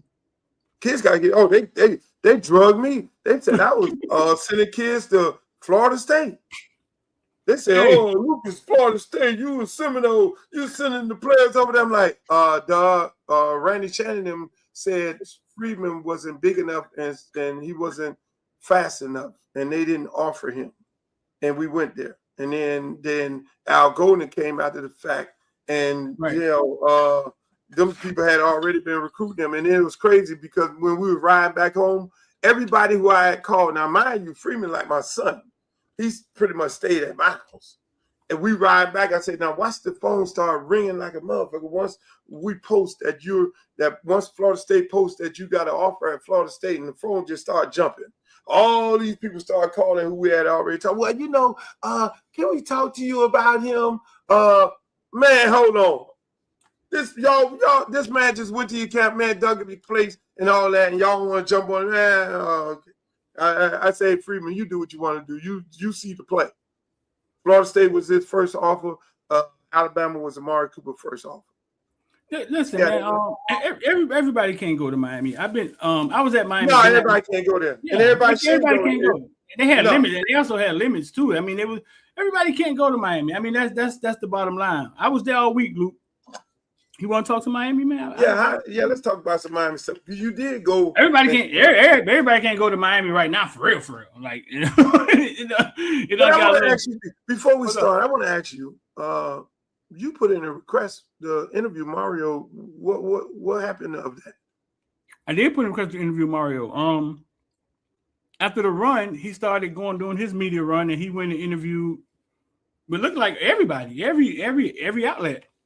Every outlet looked like he interviewed with from. Why not you? Hold on, let me put my hater blockers on. They coming. Why not me? I don't know why not me. I sent an email up to him. Not to him. I ain't gonna email Mario. To the media people boss. I sent an email to the AD. I'm still waiting for an answer back. So I talked to him the other day. They said something to me, and I had a chance to talk to him. I was like, hey, listen. We reached out, you know what I'm saying, to interview Mario like everybody else. I mean, we cover the Canes. We've been covering the Canes forever. One of the largest maybe the largest grassroots media company created in Florida. You know what I'm saying? Over Why a million followers. Why you have to explain all that? They know who you are. We went viral with the Canes, some of the most viral videos with the Canes. I mean, we covered every game in the playoffs, Luke. You know what I'm saying? Every game we was there in the playoffs. They haven't said anything yet. That was maybe a month and a half ago. They haven't said anything yet. Spring done started. We in a new season now. That's interesting. You in a brand new season, and now everybody gonna say, "Oh, I'm in the season. I can't do a sit down interview." But I hope no, you can't Mario do it now. Cristobal. Yeah, I hope he after the spring is over with. I hope he have a nice little sit down interview. It ain't gonna take that long with you Football Bill, because you probably the only African American network in there. Not even African American, but the level that you on, you far past anybody else that's sitting in that room as far as what you've done for the culture, done for the game. And I am the only black network that consistently cover them like from game to game. You know what I'm saying? I am. Yeah. All right. We're gonna keep pushing that on here. Now, if I had to do a tweet, I'd make a phone call. I believe make a phone call. I would make a phone call to Mario if I'm still in his number, in his phone, and say, Mario, you need to do an interview with Streeter, and then he's gonna get on the FaceTime with me and Dennis, and then I'm gonna cuss Dennis' little ass out. And then I'm gonna be talking. Then put Mario on the phone, because Dennis will do a FaceTime with you, and Mario be in the back. So I go to cussing Dennis out, and I know Mario is in the back. Put him on the phone, Dennis. I know he's back there. Nah, but Mario cool. We gonna make that. So yeah, we're gonna work on that. It's always a fluke. It's always a fight. It's always a fight. Disco Rick talks about how y'all had to fight in hip hop. It's always a fight. It never comes easy. It is not coming easy for us, bro. It's always a fight with us. They always take us. We got to go above and beyond when they don't have to do none of that. But you know what? That makes us stronger, and that makes us better than anybody. Because you know what? When you got to fight and you got to get on the ground, and you got to tussle with somebody, you're getting stronger and stronger. And when you got to fight, you're going to get stronger mentally and stronger physically. And so those people, that's why you see them fold under a lot of pressure. And when they hit adversity, they can't handle adversity. So, hey, man, that is a beautiful thing that is coming like this. And so, yeah, I was practice this week. Our spring practice going. I'm so far off the reservation because I'm so deep into politics right now and running this race for Congress that I know nothing about it. I was on one of them Twitter spaces today trying to figure out what was going on, but then they go to get personal, and some of that stuff getting left. I can't you get crazy. I can't hear what's going on, but I got you right here. So how are we looking? Oh, I mean, it's the deepest team I've seen in 25 years. I haven't seen it to where there's competition almost at every position, like real competition. Like we were the villains. We was going through the depth chart, trying to create our own depth chart and starters, and it's hard to put your finger on who's starting. They're deep. They're really deep right now. I wouldn't be surprised, man, if they're double-digit favorites in every game in the ACC, probably except Clemson at Clemson. I wouldn't be surprised. So when you say they're deep, are they deep with guys that they've already developed, or deep with a bunch of transfer portal guys? A little bit of everything. I mean, a little bit of everything. You got the Bryce Fitzgerald, who had 5 interceptions as a freshman. Then you got portal guys who come that's from Miami, American Heritage. You bring in Omar Thornton, safety out of Boston College. It's a little bit of everything. I mean, the portal is here, Luke. You can't really get around it. Like it is what it is at this point. I think teams are using the portal in a savvy way. I think some teams are using the portal to tame the kids that are on the roster. Like you bring in competition, and it's like, well, hey, don't get mad at me. You got to deal with Vendarius Jacobs. We deal with him. He's finna take a position. I ain't doing it. You know what I'm saying? Because Right. these kids can get complacent sometimes. They can get complacent, and you got to get them in line. They got money, and things can kind of get sometimes, you know what I'm saying, out of whack. So I think a lot of coaches using the portal as for competition to create competition. And yeah, somebody taking your position always gonna put you in line. But they're deep, bro, and they went out and got arguably the best quarterback in college football, Darian Mensah. And you know I want that's to know how you feel about him. You've seen him. You didn't see him throw. You see him up close and personal. What's your thoughts on him, the quarterback? He's smart, and when he throws the ball comes off his hand with a lot of heat. He has a lot of zip on his ball. He throws the ball harder than Cam Ward and Carson Beck. He doesn't have he don't have the release Cam Ward had, but once it comes out his hand, it's humming. Like he can zip it in between. You know what I'm saying? Cam Ward just had the he has a lot of heat on it when it comes out his hand. Veteran guy, very, very cerebral quarterback. Like I said, I think they may have the best quarterback in college football again. We're sitting there again, and you know, Luke, having a good quarterback is half the battle in football. Yeah, that's half the battle. Yeah, you gotta have a quarterback. Yeah. You gotta have a quarterback, the O-line, and the running game. And that's what they got. In that order. and that's what they got. Quarterback, O-line, running game. Yep. In that order, because you have a quarterback and he's running around for his life, like Cam Ward was doing at Washington, and you didn't know that you had a number one draft pick.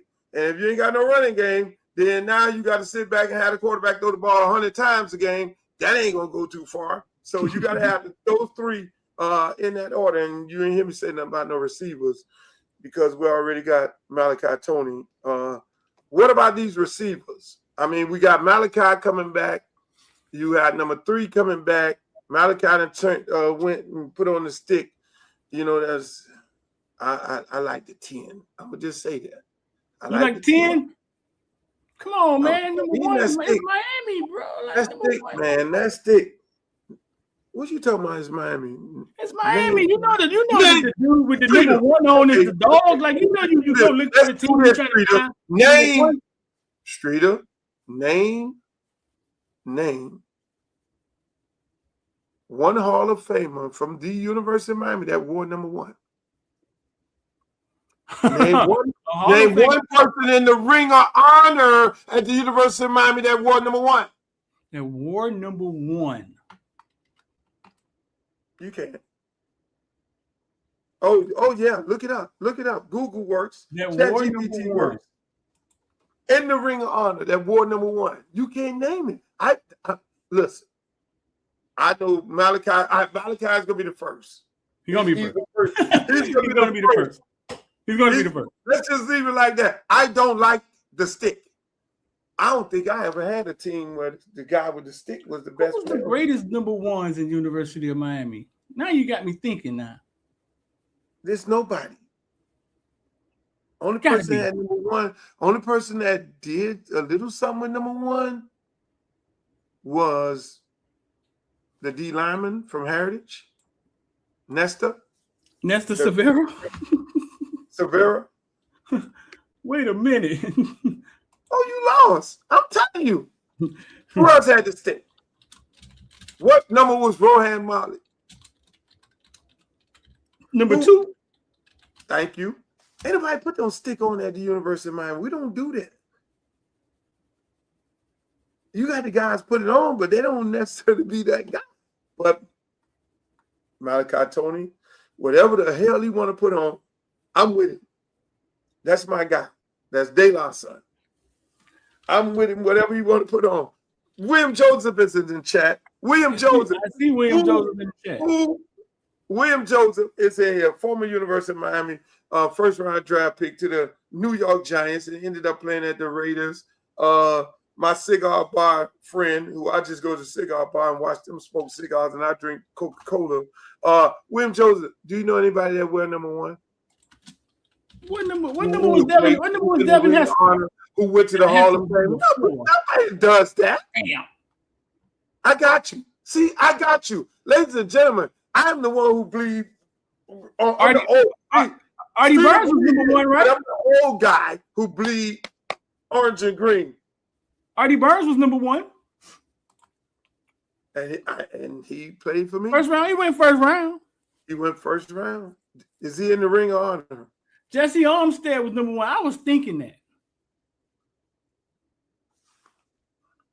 I was at that kind of day. Jesse Armstead. I was thinking that's the first one that came to my mind. I just couldn't visualize it. Think about how long ago this was. Somebody putting the stick on. It's Jesse in the Ring of Honor. And we know he's a scout at the Giants, but did Jesse play on that level? Like a Ray Lewis and all of them? Jesse was like, I think he was injured. I think he was injured. Mark Walton was number 1. Mark Walton was at Pro Day the other day, man. He's not in the Ring of Honor. I don't know nobody with that number 1 in the Ring of Honor. Well, Malachi breaking down every other barrier. Like, we've never seen a freshman with this. Hey, Malachi dropped some clothes last night, bro. And the post, he dropped a product, and the post went crazy. Luke, you know how much power that is, bro? Hey, look, man. Malachi is in a whole nother world right now. He's in a world that, if I can only imagine, Malachi's in a world that if a Ray Lewis was in this world playing today, how insane he would be, how insane would William Joseph after damn near breaking everybody's record in sacks, and Warren Sapp with his gifted gab would be in. Man, you know how much money there'll be, the level they'll be on. I've never seen a freshman. I've never seen a freshman treated this way, but I guess the game has changed. The game changed. Mm-hmm. The popularity. I told you this. I told you the same thing that I tell everybody about their artists, and I tell them early on, no, that guy's special. What did I tell you when I saw Malachi Tony come to Charles Hadley Park? And none of them kids. You called me. This is how it went. Luke called me. He was like, Streeter. Man, Malachi Tony just came to Charles Hadley Park, and these kids just went crazy. He said, man, listen. He said he was out there, and the kids didn't know what he looked like, right? But when they went to introducing his name, he said when they said Malachi Tony, he said the kids went crazy. And that's the viral video you saw where the kid was like, he touched my hand. And Luke called me and was like, I've never seen kids react to someone like that. A football player. Like a football player. He's a freshman. He just got there. He hadn't even played yet. This was before the season. Ain't played a down. I say Streeter. He got that it. I pull the ball head coach who be standing by Mario, who takes him out to the camps. I say, hey, you need security for him. I say, this kid got that it. Now, Ray was there too. And I'm always thinking that Malachi was going to be in one slot and Ray was going to be in the other slot. But they went and got this dude with number 0 or whatever the hell. I don't know what the hell that was all about. But I said, this dude is special. You know, because I'm, again, at the end of the day, I'm a producer. I know special artists. When you got that it. And so he had them been working with the kids the whole camp, working them out, everything. His daddy out there, you know, his daddy works at our park. And they're out there and they going at it. And I'm pretty sure Malachi done been to the park, you know, numerous occasions, but nobody knew him. He working them out. And so all of the University of Miami players introduce themselves. Hey, I'm such and such and such. Hey, y'all give it up for him. Hey, I'm Ray. Y'all give it up for him. And they were like, yeah, Ray. And then they say, hey, Malachi Tony. Malachi Tony. I was like, what the hell? I'm standing up there like, I'm putting my artist hat on. I'm like, this dude is a rock star. And then I'm looking at him and I'm like, okay, nice looking guy, nice smile. Cause that's what I'm always looking for when I'm looking for top of the line artists. I'm like, and he's interacting with the kids. They feel like he wanted him and they just lost their mind. He didn't been out there. I said, oh yeah, the name now. I called Street to say, now when they match the name with the face, he's going to be insane. And then now he goes, like you say, ain't played 8 down for the University of Miami. Played 8 down. This was before the season started, bro. Before it all. I'm like, Streeter, I'm on the phone. You know his mama? You know anybody? Yeah, man, I know the mama. I'm talking to the mama all the time. That's my buddy and all that. Yeah, I know his mama. I'm like, yo, y'all need to expand on this. Whatever y'all do, this boy is special. This boy got that it. If he go out there and put up any kind of numbers, I know he's been having no insane year like that. Nobody can predict that. None of us.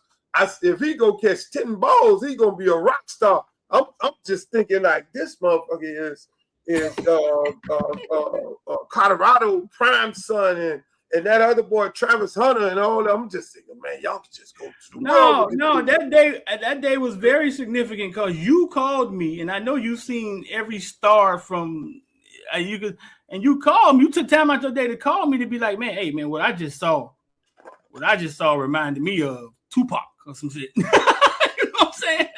Yeah. You know what I'm saying? And so I did call his mom, and she was like, I was there. And she sent me the video of the little boy saying, he touched my hand. Yeah. I was like, this dude here is, hey, once again, we saw it early. I think I saw it Sexy Red early too. hey, but that's the gift God gives us. Me and you, he gives us the gift of knowing talent, whether it's football talent or whether it's, entertainer talent. Yeah.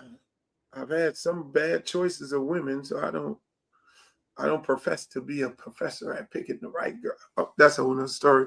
But yeah. So football is going good. How's Malachi doing? Bro, it done switch from break the you great again to expectations now. Like I was sitting in a press conference the other day, and it felt like I came across me. It was like, hey man, god damn, they done went to the next level. The questions that are being asked are totally different now. Oh, so it's how y'all gonna win the national championship. So I need to book my ticket to Vegas, is what you're saying? Yeah, I think you need to book your ticket to Vegas because you called it. They got the quarterback. They're going to be able to run the ball. The offensive line just needs to come together. Like they loaded in the backfield. I can't see anybody. They got to play Clemson at Clemson, and Clemson's in trouble. They got Miami picked to win the ACC. I think is plus 135, and the next team picked to win the ACC is SMU. It's like plus 700. Damn. They saying it ain't even close. It ain't even close. Ooh. Yeah. Hey, listen, man. Coach said he was gonna build something special, and you know what he said? He did say in the 6th year. He said, "Give me this, Jimmy." What it was? Didn't he say like 6 years? And everybody was like, 6 years is a lot. And he said, "Give me 6 years. This thing gonna be it's gonna be a runaway train. It's gonna be unstoppable." And shouts out to Mario Cristobal for putting together a great team, great staff. Got us to the. They put together. They put together. And it's on the journey. They haven't done everything perfect, right? But that's just how things are sometimes, right? Like you ain't gonna get it all right. You know what I'm saying? Right. No. Rome wasn't built overnight. Right. Rome was not, and I always tell people that, man, Rome wasn't built overnight. It's brick by brick by brick, and you have to have patience. And that's why I always had patience. If you look at my timeline on Twitter, I always say, man, have faith in the coach. Even in some bad times and people wanted to throw him up under the bus, you ain't never hear me say, get rid of this coach. Like I said, get rid of Manny Diaz. I said, get rid of Manny Diaz. I said, get rid of goddamn Al Golden. Yes, sir. Manny gone? Hey, who else? I said, you wanted Manny gone, dog? Yeah, I wanted Manny gone. I didn't like the fact that he never played a down of football in his life, and then an intern at Florida State, and you're gonna be the head coach of the University of Miami. No. I ain't like it. But he's a good guy. Only thing Manny Diaz could be credited for is he was the only guy, and most people don't know this. Manny Diaz was the only guy to recruit to offer Levante Davis, who just retired and who will be first ballot Hall of Famer, Tampa Bay Buccaneers, who played at the Liberty City Optimist Warriors. Manny Diaz offered him a scholarship, and he was at Middle Tennessee. That was the only offer Levante Davis had, and he decided to go to JUCO. I went and cussed out Randy Shannon and said he's the best linebacker coming out of South Florida, and he said, no, he's not. He said Sean Spence. Now, better than Sean Spence? No, I ain't no disrespect to Spency. Spency a bad boy. But I was like, you took 7 people from Northwestern, you left the best one. Oh, you just saying that because he's from your Optimist program, Liberty City. You just saying that. I can't wait to see Randy when I go to the barber shop, because I want to remind him of the guy who just retired. He was the only one out of the 7 from Northwestern that year that got left off the boat. It was Levante Davis. Yeah. And that's what parents need to understand, bro. Everybody's journey isn't the same. Out of all those guys, Ja'Cory Harris, Fortson, out of all of those guys, the one that got left off seemed to have been he's the most successful, right? He ended up being the most successful. He's by far. The one that got left off was Levante Davis. It's so many stories, bro. It's so many stories. And just like you say, we are so rich in talent around here in South Florida, where you got the pick of the litter. Yeah, you ain't gonna get certain guys. You're gonna miss out. Yeah. Mario gonna miss out. The coaches before that, the coaches after, everybody gonna miss out. You're gonna miss out on somebody. Because you're going to be like, nah, and then you got to look at your staff, and they're like, nah, I want him, and all that. And you only have but 25 scholarships, and then you're going to be like, well, I just got 7. I can't take 8. I ain't got but 25 scholarships, and I'm sitting up here, and you got a dude like me, like, take him. He's the best one. And so, again, his path was totally different. JUCO to Nebraska first-round pick. To Tampa Bay. I don't know. I done lost count of how many years he played over there. What, like 15 years? Starting middle linebacker? Man, you know, about a year ago, I went to Benny Hunter's. Me and my lady went to Benny Hunter's for her dad's birthday. And this beautiful lady sits down with a man, right? And we sitting there, and he look at me, I look at him like, what's up? And we sit there through the whole Benny Hunter chop, shit, throwing fire and shit. And it's time to go, and they get up and they leave early, right? As soon as he got up and left that table, I said to Kia, that was Levante Davis. But he's not the face that you recognize. Like, he kind of reminds me of when you talk about Miami and football, right? One of those kids that you don't recognize. He's not like Teddy Bridgewater. It's not like, you know what I'm saying? Because of the route that he took. Right. Yeah, you're not like Ja'Cory Harris. And I saw the whole time this lady was sitting there, like, you ain't gonna say nothing to him, like we know who you is. Like, you ain't gonna say nothing to him. And sometimes I don't want to bother people, you know what I'm saying, when they with their family and stuff, man. But as soon as he got up, I said to myself, man, that was Levante Davis. I know it was. And let me tell you, the crazy part about it, that's how humble he is. You know, and shouts out to Levante Davis. He retired last week for Tampa Bay Buccaneers. He was very, very emotional when he did his retirement speech. You know, he talked about his dad, Mr. Ed, you know, and his years at the park at Liberty City Optimist. And, you know, and he's one of those kids who played from 4 to 15. No park jumper and all that. He was, rightfully so, one of the best to play out there. And he's out there all the time. We love him. And, you know, and his dad, Mr. Ed, Mr. Ed, after Vontae them practiced, then he would be right over there with me. Look, get that thing going. Look, get that thing. He had a sharp voice. Mr. Ed would be at all our games, all our runs to the championship. Mr. Ed stood right there. And I don't think the kids, Freeman and damn CJ and Terrell and all them, I'm pretty sure they know Mr. Ed, because Mr. Ed stood right there. Mr. Ed would jump on them. Look, you got to coach him harder than that, man. It was real funny. And so I know his dad, I know his mom, and you know I know how much of a personal person that they were, and dad ain't never missed a practice. And see, that's why I be saying, man, a lot of these people be thinking, you know, that there's some blindside stuff with all these kids at these parks.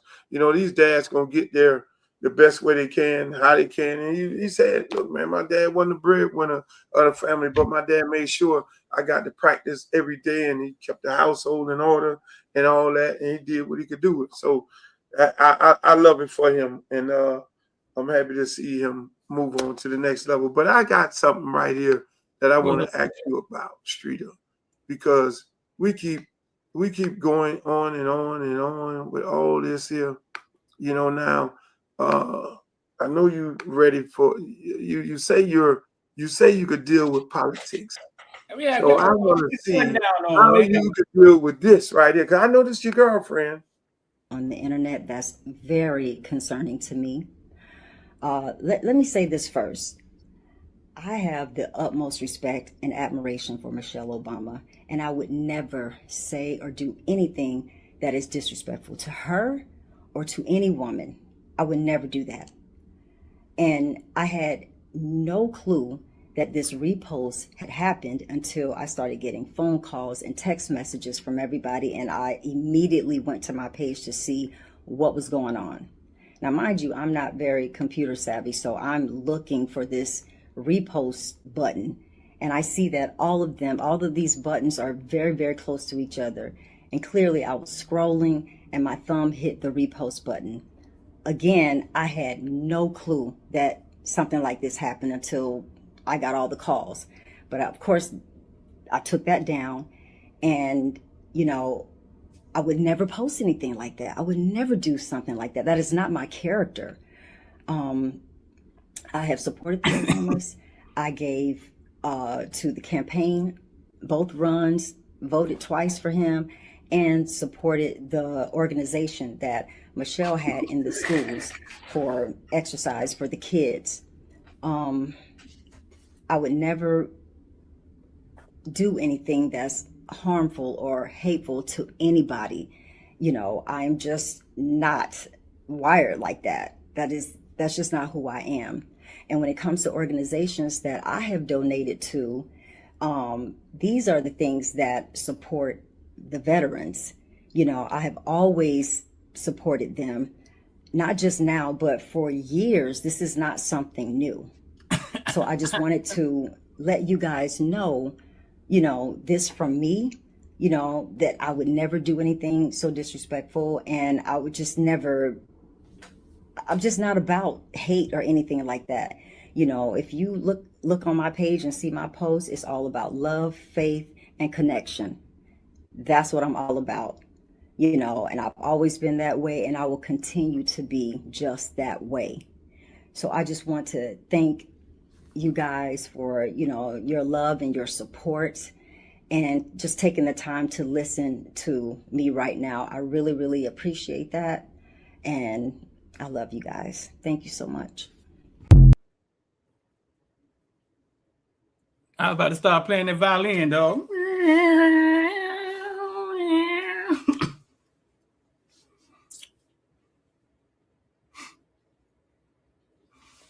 Can't hear you. Hold on, I got you. Hold on, unmute yourself. That was Chili from TLC. Mm-hmm.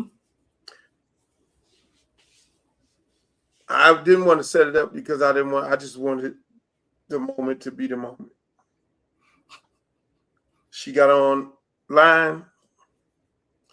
One of the websites exposed her. You know, when you donate to campaigns, and I'm happy to know she donated to campaigns, you know, because some of these people on here don't understand the importance of donating to campaigns. Like I be telling people, go to www.lukeforcongress.com and donate the $5-10 to the campaign. It goes a long way. It helps you get elected. And I say that to say this. She did not mention that she donated to Donald Trump's campaign. She didn't say that. She said to support the troops. She snuck it in there. She tried to ease it in there. She snuck it in there. So it started off, you repost some negative stuff about Michelle Obama. I made a mistake and I repost something negative about Michelle Obama. But then what brought this entire issue on was you gave numerous amount of money to Donald Trump. So then nobody was talking about the repost more so than the money. Yeah, we'll take that, sweetheart. And I love Chili. I love TLC. Boz is my friend. I love them girls. But this right here, this ain't it. This ain't it.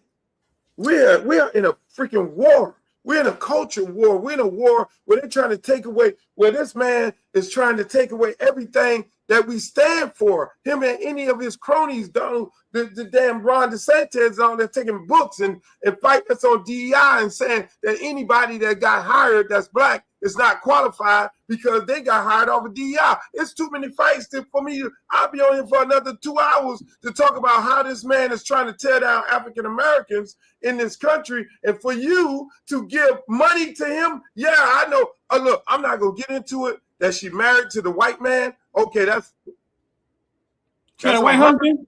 She got a white husband. Yes. Okay, that's her. All bets off. All bets off. See, because I believed her. Like I think they said like $500 she gave to a campaign, right? And I believe about the reposting on. I believe about the reposting, huh? It was a series of money donated at different times. It was which campaign? Was it this one or the first one? You kept donating to Donald Trump campaign. What was it? The first time he ran or this time? I needed the clip. I should have got the clip. But it was a series of money that she donated to this man. It's like you're donating to something that's going against us. White husband, Luke. I don't care. Women follow men. See, and that's my thing. Women follow men, bro. They do. Let me tell you this here. That's my thing. That's my thing with these damn artists. That's my thing with these artists. And I'm an artist. I'm here to tell y'all, you're dead ass wrong. Because if them people who showed up at your stadium, at your venue, all them people black up in there, and they're buying that ticket to see you, that bought your music, there's no reason for you to have no reason in the world for you to turn on them people. No reason in the fucking world. Now, even Whitney Houston, who had the whitest audience of all people, would complain, like, I didn't want black people in the audience because the white people would buy up all the damn tickets. TLC is a black group. So you don't ever turn your back on them black mothers that's sitting up in there singing Waterfall and coming to the damn concerts and doing that. You don't ever do no shit like that. I don't care how many white, whatever it is you own. Look, you don't do that.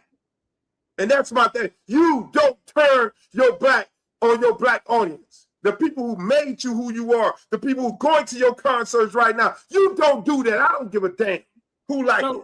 So you skipping over the part where she said she gave to Obama and voted for Obama? You skipping over that? Everybody did. First black person did. But goddamn it, at what point did you? You can't skip that part. Hold on. If you care so much about Michelle Obama,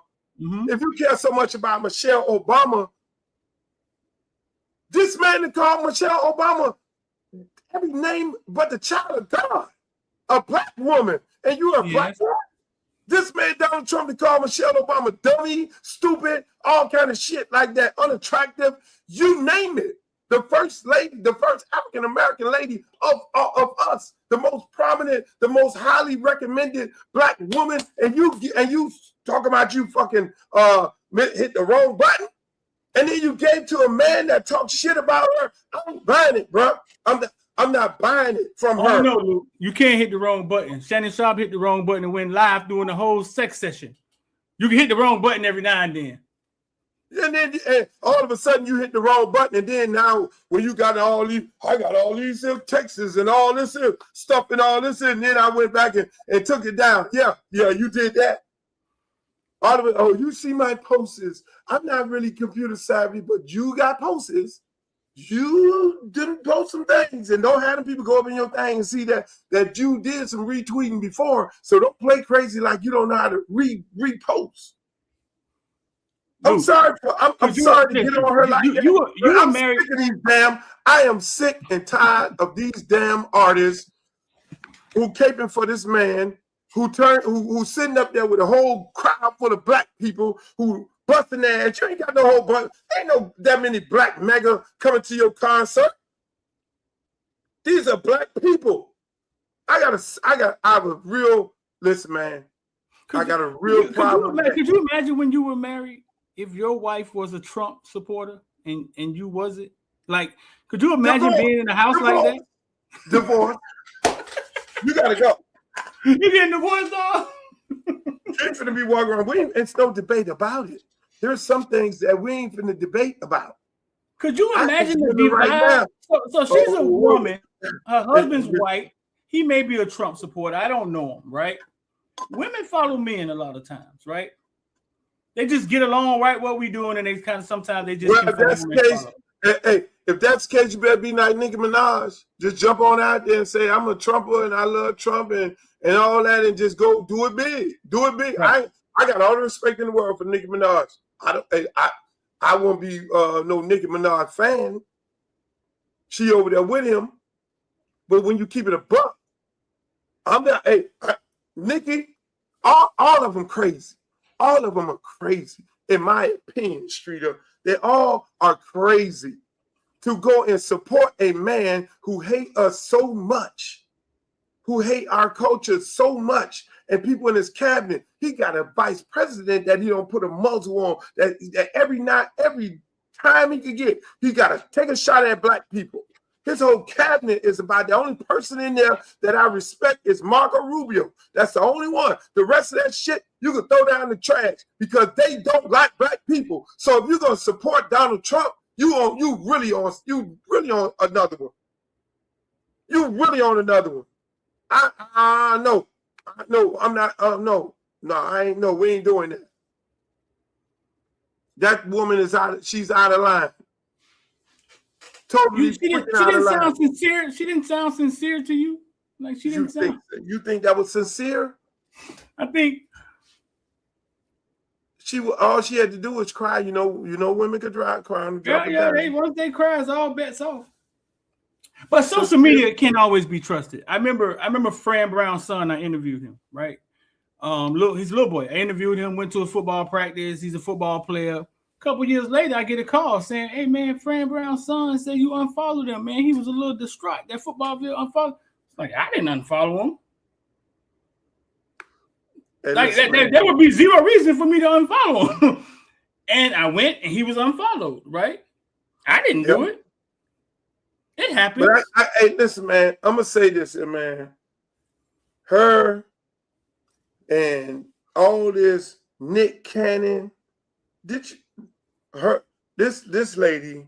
What Nick Cannon? Right? What Nick Cannon did? Nick Cannon said. What did Nick Cannon just recently say? Streeter. You don't know what Nick Cannon said? What did he recently just said? Bring up Drewski. Let's talk about Drewski. You brought up Drewski. Put Drewski up there. No, Streeter. We can't. We got to crash out on these. We got to crash out on these artists because they are out of control. They just forgot who paid their fucking bills. You never. And I don't supposed to be cursing on you because my people told me don't do that. These people, Streeter. They are biting the hand that feeds them. And I ain't never been on that council culture thing. But I'll tell you right now, I want to cancel some of their ass. I want to be the person to cancel some of them because they need to be canceled. They really, I mean, this man is absolutely nuts for what he did. He gets in the car. Let me tee this up. He gets in the car, and what does Nick Cannon do? He rides around with another little girl, and they're sitting up in the car, having a nice little beautiful time, and they talking and talking. The girl, the Democratic Party this and the Democratic Party that. And then Nick gets in there and he puts in his little comment about the Democratic Party is the KKK. This is what these people doing. This man gets on. Look, Streeter, you don't believe me. I know you don't believe me, but here we go right here.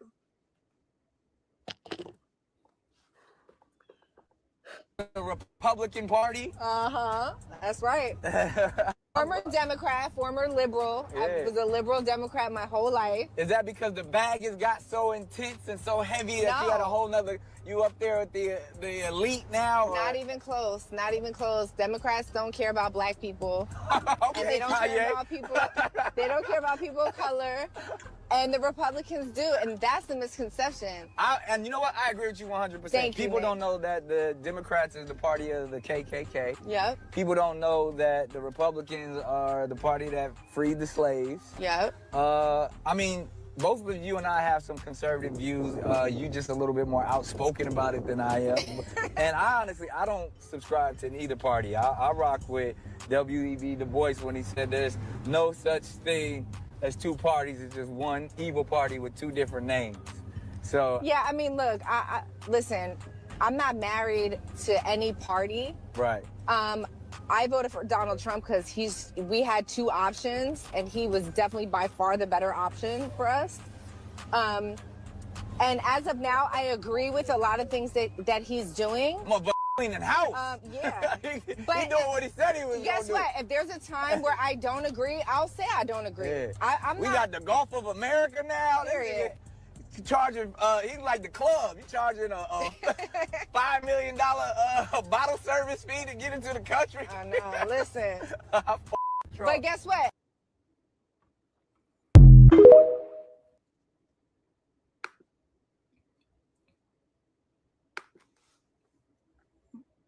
Luke, you know what he was talking about. This man. You know what he's trying to say. You know what he's trying to say, Luke. Is there any facts to what he's saying, Luke? At any point in time? The Republican Party 200 years ago freed the slaves on the Republican president. That was it. That was it. So the Republican Party was not the party of black people. It was that president who freed the slaves, right? Mm-hmm. Okay, so yes, he has facts there, but if you go back, the Republican Party pointed into the party of the Conservative Party, which is the party of, they became the party of the Klan.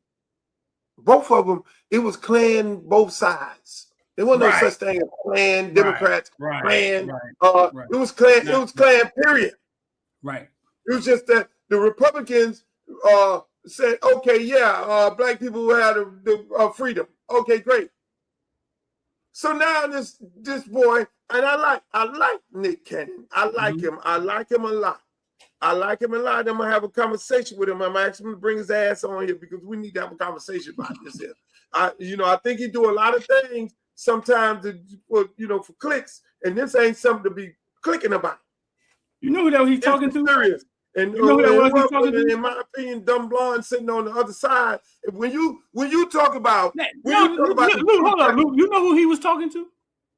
No, I can't even see it. Don't even care about it. That's Amber Rose. I don't care, and I took a picture with her. Amber Rose been caping for Trump for the longest, and that's another click lady. So again, again, I thought, man, listen, when she was with Kanye West, I thought she was the most beautiful girl. When I saw her walking that MTV elevator, streeter, we were going up in MTV, and I said, damn. Oh, she one of those?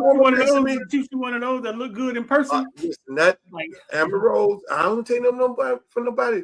That was the most beautiful woman I've ever seen at the time. When I saw her walk in that elevator with him, he's standing there, I'm standing there, you know, I'm all over everybody. I'm like, and I don't take people girlfriend and I don't, you know, undress their girl. But I looked at that woman, I was like, man, I never seen no woman that pretty in my life. And I had another woman that was just as beautiful, which was, her name was Rochelle Hunt. But Rochelle had her by, you know, Rochelle was a 10 and she was a 9, but that's a whole nother story. She putting that ink on her head and the ink went to her damn brains. But she's not fully black, so I can understand her issues of having an identity crisis as to whether you can cape for blacks or white. So you can do what you want to do, Amaro. You can do what the hell you want to do. But you can't sit up there, Amber Rose, and talk about a Democratic Party doing things for black because you're not black. That's like saying Kim Kardashian is black because she done took all them black. You know what I mean? I can't say things because I'm running for office. You know what I'm talking about, Chad. Man, you can't. What you can't say? Getting soft out here because he's running for Congress. What you can't say? I can't say. You on camera saying everything and got the guards. What you can't say now? I have to be politically correct. Oh man, get out. But let me just say this. Streeter. She ain't black because she was with all these black men. And got rolled by all these black men. You're not black. You can't cape for black because if you were a black woman, then you would have a whole different disposition because you would have black kids knowing that how these things, these policies affect black kids. But going back to his point about and her point about Democratic Party ain't did nothing for black people. What the fuck is that? Where are we at right now? Are we where we really want to be at right now? Are we? But I'm living in a motherfucking house. You live in a house. You doing good. You got your platform. Yeah, do we want to own NFL teams? Do we want to own NBA teams? Yeah, we still got some way to go right now. But a whole lot of other people can't buy a team neither. Donald Trump couldn't buy a damn NFL team. He tried. He had to start his own damn league. So that's a whole other movie there. But at the same time, we came from slavery, bro. We came from picking cotton. We came from building the railroad. We came from building, being house, working on the farm, working in the back of the kitchen. And with what America had to offer to us, we were able to take what we had to work with and pull ourselves up by the bootstrap. Yes, under some strenuous circumstances. I ain't never seen no Democrat police officers shoot an innocent black man. Come on, let's talk about it. Ain't no Democrat went and said, okay, affirmative action should not be in place because y'all wasn't hiring black people because of the color of their skin. I ain't seen no damn Democrat run out there and say DEI, that if I see a black pilot, I'm going to think that he got a job based off DEI. That's Charlie Kirk, Donald Trump, and all that other shit they got going on with Steve Bannon and everybody. I ain't seen no Democrat do that. I ain't seen no Democrat stop us from being who we are. Stop us from making money in the music industry. Stop us making money from, come on, man. That's our Republican. They're going against the Rooney Rule, ain't they? Us from being who we are and making money and feeding our families and getting the raises, getting the status. That's all some redneck Republican. Is the Democrat hand not clean in all this? Yes. No. Their hands are not clean. Right. It's us against the world.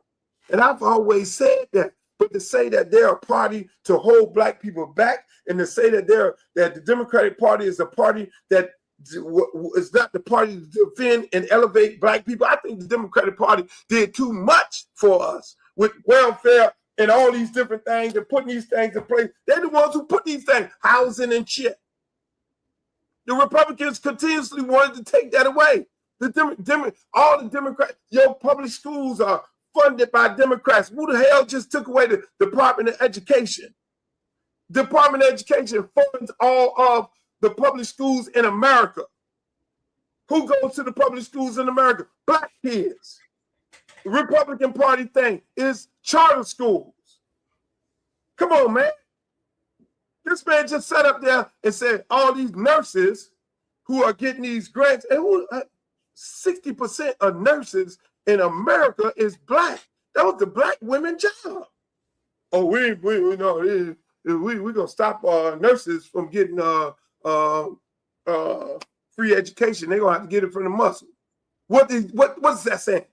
Okay, well, there's gonna be nurses, gonna be a profession of white women because they're gonna be able to afford to go to school to do it. I can sit here all fucking day, Streeter.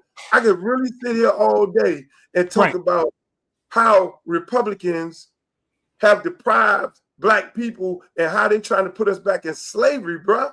And for these two idiots to be sitting in my opinion, to be sitting in the car talking this stupid ass shit and talking about the bowls and all that and citing what happened 200 years ago. We've changed. That shit didn't change. Yeah, that's what he did. He went back 200, he went back 300 years, and all of that changed during civil rights. Right, the Democratic Party became supportive of civil rights, and it changed. He went all the way back to the beginning, where Southern Democrats were KKK, like part of the KKK. But you just said it; there was no side.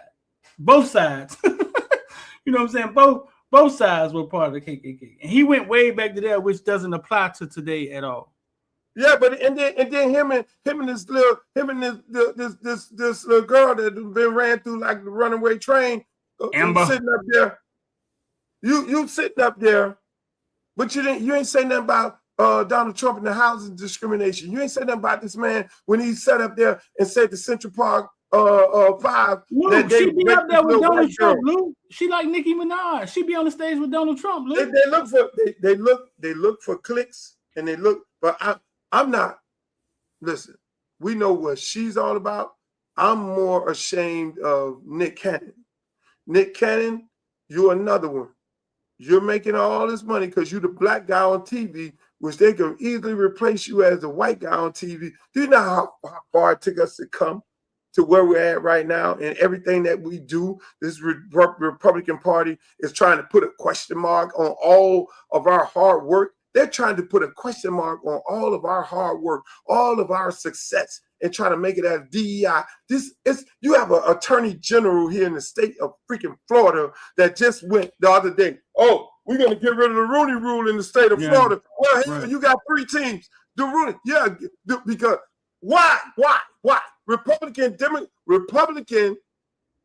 governor, Republican AG, you ain't got shit else to do but sit up there and say, oh, in the state of Florida, we're going to get rid of the Rooney Rule. Republican, we're going to get rid of the Rooney Rule. The Rooney Rule, if y'all don't know, is a rule where all NFL teams have to guarantee that an African-American get an interview because they wasn't interviewing no damn African-Americans. Rooney, who's a white man who owns the Pittsburgh Steelers, had to come up with a rule of his peers and say, look, man, we need to get these guys an interview. And half of them are bullshit interviews. But here's the Republicans who they caping for on this little clip here, running around, oh, we're going to get rid of the Rooney Rule. So y'all need to, every other state need to do the same thing. You ain't got nothing else to do, AG? Really? Come on, man.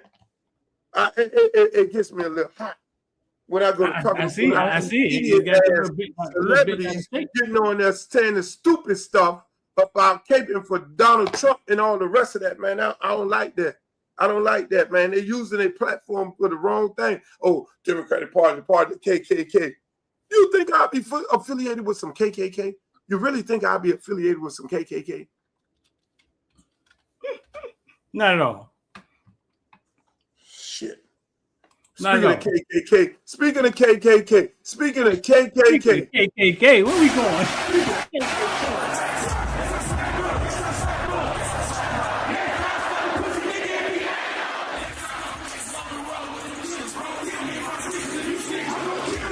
We have to protect all men in America, especially all white men in America. Those are the boys that we care about in this country. America is built on their backs.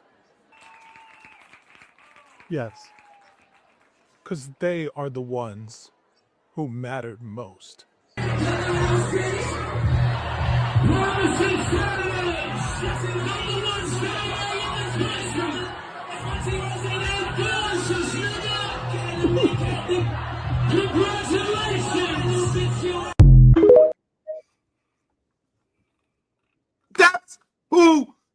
That's the Republican Party.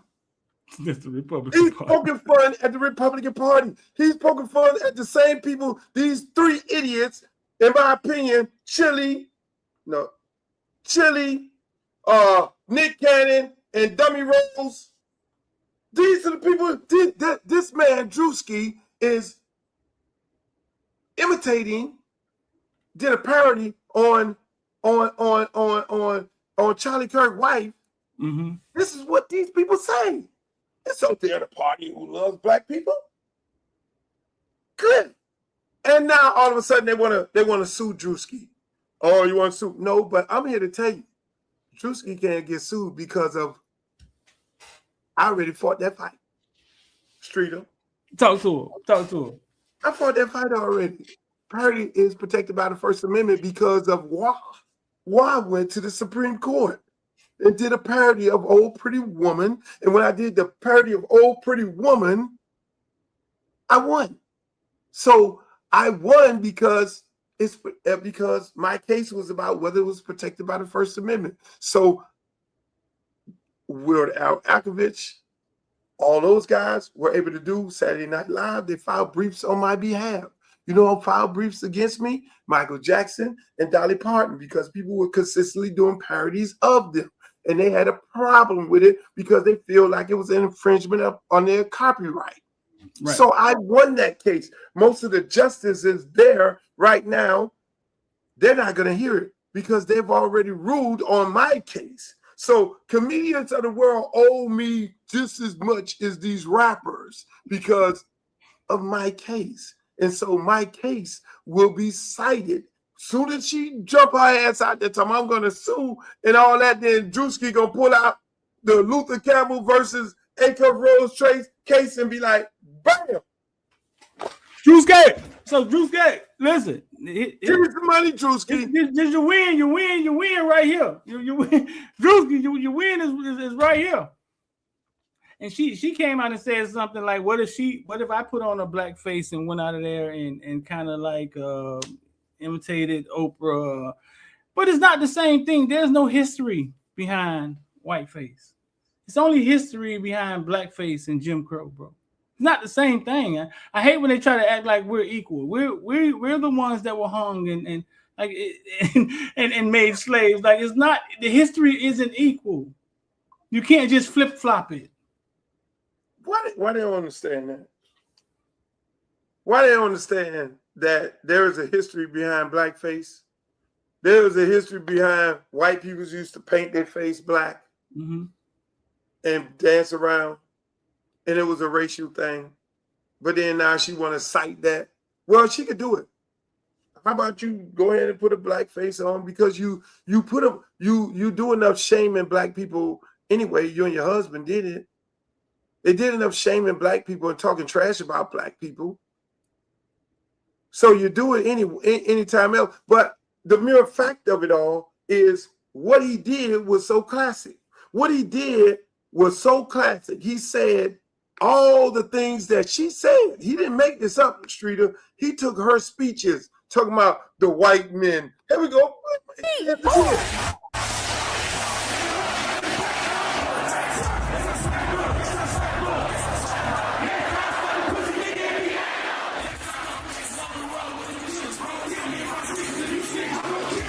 We have to protect all men in America, especially all white men.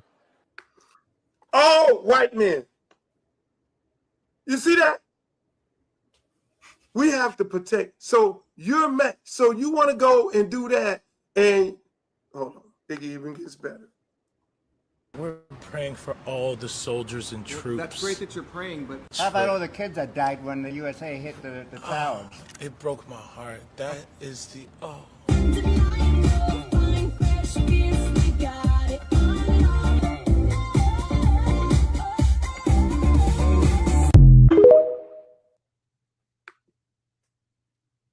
Who tried to change me? It's not. Oh, I'm sorry. I didn't want to get to him yet because I got a lot to ask you about him. But Streeter, this man, right? This woman.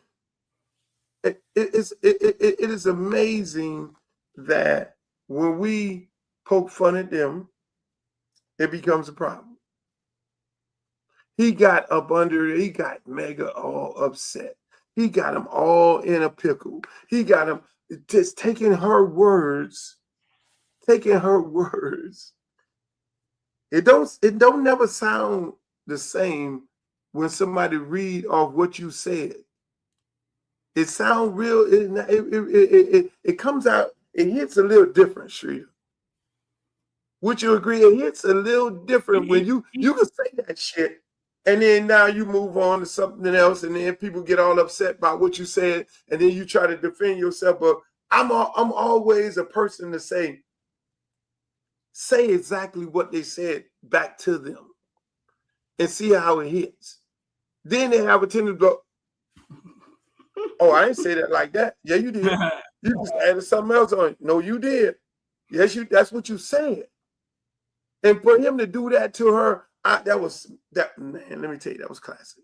But he's been rubbing a lot of people wrong lately. Like that's his thing. He's like that's his thing. Like he's been rubbing a lot of people wrong lately. He's doing parodies. And the same thing with Saturday Night Live does. But let me ask you about this one right here. I'm asked to take a few questions, and unlike other politicians, they would like the questions screened. I don't ask for screening of the questions. You can ask me anything you want. You can talk sex. You can do whatever the hell you want. I'm here for you. Why did he go to sex first? Like, nobody has ever talked about sex in a political arena. Why did he go there? How did his mind go there first? I've never heard a sex question. I've never heard of hey, what position you like it in? I've never heard that in the political arena. So why did he go there? This president of the United States of America, and he asks you to, he's literally telling you could ask him about sex. He don't screen nothing, so you can ask me about sex. So President Donald Trump, here's a sex question for you. So when Jeffrey was having sex with the little girls and all that, where were you? I think you're a nasty reporter. You're nasty. You're the worst reporter. Your network is trash. I'm gonna call the head of the FCC and I'm gonna get your ass turned off. Yeah. I thought you said I can ask you anything, and even about sex. Oh, Donald. Hey, Donald. Here's a sex question. So, are you and Melania still? Maybe he didn't want to say Epstein files. Maybe he was insinuating you can ask him about. This man off the chain. This man really off the chain. He is really off the chain. You can ask me whatever you want to ask me. You can ask me about sex or anything. I know his aides was probably doing like, oh my God. They do that every day. Just ask that.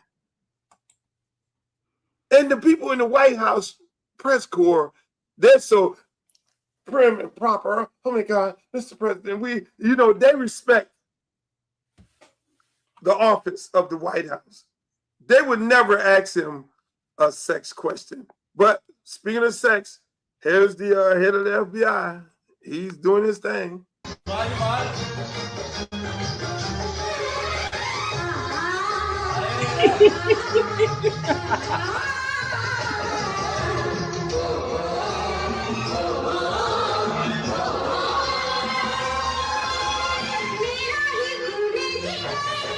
Hit it.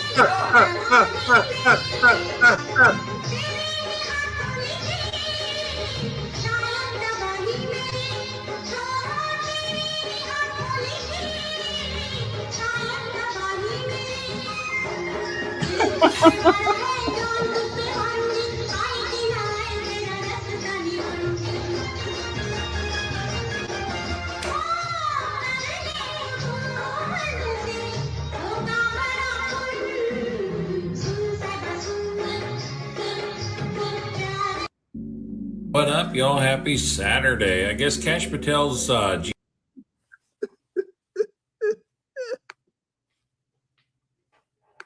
thing went left. That thing started going left, didn't it? That boy, them hips a little loose. Them hips a little loose, ain't they, boy? That thing started going. Hey, that's the head of the FBI. He the head. Cash hit it. That boy loose, boy. What you gotta hit? What you gotta hit? What you gotta hit to be on that? Boy, that's what that is. Yak? Shrooms? What you got? That boy wide open, boy. He wide open, man. Oh my God. Oh my God. It wasn't a good week for Donald Trump and his whole cabinet. They got the one defense secretary, he stayed drunk. They had to take his phone because he was giving out all kind of secrets. Hey, and this dude here, and this the FBI. This the FBI. The FBI. Where's the department to put everybody ass? Man, this man running around the hotel. Now the Iranians is fighting this. They going cyber war now. So they went through his Google and his emails and all that. And yeah. They went and got all the information. They got all kind of stuff. And it's like, yo, they're like, this is only the beginning here. But I mean, Streeter, I can't make this up. But I want to ask you about this interchange here since we're running through this. Because I am very secure and understand what I want for me.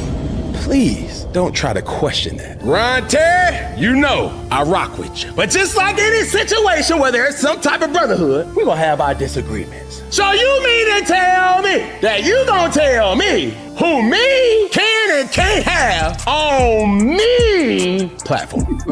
Yeah. That's what he meant, my platform, but yeah. This was never about Jason Whitlock and Stephen A. Smith. The reason why I decided to bring Jason Whitlock on 4th and 1 was because Jason Whitlock had strong takes that I wanted to talk man to man about. And what better way to ease all that than through conversation? It's my job as a creator to bring people together to have the uncomfortable conversation. I didn't have no ill intent for Jason to come on and have him speak all this nonsense about said person. He said a lot of things. Stephen A. Smith was the one that responded. I have so much respect and appreciation to my brother in content as a former athlete, as a very well-spoken individual that has opened doors for the likes of me and the others. But one thing that's not going to happen is a puppet string attached to my back.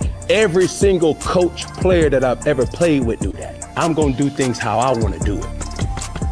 Respectfully. Don't micromanage me. Don't tell me what I can and can't do if this is the bylaws of the game that we playing. Stephen A. Smith, Shannon Sharp, Deion Sanders, and Ryan Clark. Those are the people who I respect. African-American brothers in this media space once upon a time, and they all had something negative to say about Cam. But what they can do, I didn't run a Twitter. I understand that comes with it. So you mean to tell me you talk about people for a living and you get mad when somebody talks about you?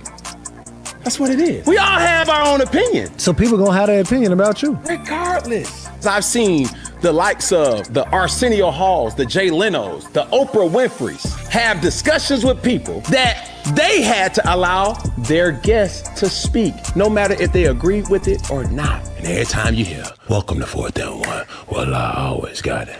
It's getting people's attention.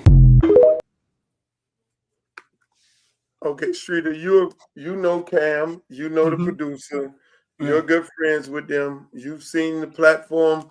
You've seen the platform grow. I gotta have my cigar like this for since we talking about Cam right now. We talking about Cam. Cam, I am a guy who I have numerous amount of arguments about who has the best talent, because he swear to God that Georgia has better football talent than Florida, and I have to break him down all the time. Sometimes he get a little in his feelings, but I tell him, stay in your feelings. It is what it is. But you know both of them real close. Yep. You know the producer, you know the creator of the show and all that. There's a situation. Let me set it up for everybody. Cam brought Jason Whitlock on the show. Jason Whitlock is very outspoken about Stephen A. Smith. He hates him to his guts. Jason Whitlock hates everybody black. Anybody that's black, he hates them. Jay-Z, he hates, you name it, he hates everybody. He hates, you name it, that's Jason Whitlock. Only a few people like us can deal with him. But again, he has a big problem. He's fixated on talking trash about Stephen A. Smith. And because Stephen A. Smith gave Cam Newton an opportunity to come on First Take, basically giving him a job and always cape for him, Ryan Clark felt like, you know, by him putting him on his platform, Jason Whitlock, a guy who talking bad about a guy who gave you an opportunity, Stephen A. Smith giving him an opportunity, that wasn't cool. And so Ryan Clark said something about it, and then I guess Cam had to say something back to Ryan Clark. You know, what's your take on that? How you feel about that? Well, I met Cam. Well, I've been met Cam a long time ago, but I talked to him last year at OT7. Him and the guy Peggy. He called Peggy, the guy who sits there. And I had a real conversation with Cam last year, and I told him, like, hey, bro, I see what y'all building. Like, you about to make more money doing media than you did playing football, because you're going to do it longer, right? I was like, but I think we should sit down and talk. Like, it has to be a network. You know what I'm saying? It has. Eventually, you guys are going to have to. You guys have to grow out, and it's not just going to be just you and your thing. But to make a long story short, he pointed at Peggy, the guy who always sits there, who looks like the assistant, right? He pointed at Peggy because Peggy was kind of like the brains behind it all. Cam wasn't really big on doing the media thing, and Peggy kind of like convinced him to do it. You know what I'm saying? He's like the brains behind it all. And what he has built, bro, through all the negative comments, and Cam dressed like a girl, and he looked stupid with the hats, and he just, and being out there in 7-on-7, having fights with dudes that he started with, and he just keep going. He just keep going. And I believe Stephen A. Smith understands him bringing Whitlock on there, because it's all about attention. It's all about traffic. That's it. It's entertainment. It's all about attention and traffic. It's an uncomfortable situation which creates traffic. Stephen A. Smith understands that. Stephen A. Smith sits in his house sometimes and give takes, I bet you, that he does not believe in. But because it's probably a take that most won't take, he says it out of his mouth, and he creates traffic. Correct. I like what Cam is doing. I've seen him. But to have a guy that talks so much personal stuff, like if there's a guy that talks personal stuff about Streeter, he ain't coming on here. I'm sorry. Okay. I don't care who he is. He could have 1 billion followers. That show can be a bigger than life show if I have him on here. But if he's sitting on there talking shit about Streeter, and Streeter just gave me a job on ESPN, put money in my pocket, gave me a multi-million-dollar job, he ain't coming on here. He ain't coming over here now. And we don't make no money. He's not coming on here. I don't give a shit. I mean, that's just me. Maybe I'm different, and I can understand. You know, I don't agree with too many things that Ryan Clark has to say, but I agree with this one. Look, it's clicks, but then let me ask you this question: Is there any limits to it? Is there any? I think it's business. I don't think it's personal, right? I think it's business. I don't think it's personal. I think that's what. He ain't finna go out there and he ain't finna go out there and cap for Whitlock. He ain't finna go out. You know what I'm saying? I think it's business. I would think that he sat down and said something to Stephen A. Smith, right? Man to man. You know what I'm saying? And then went at it.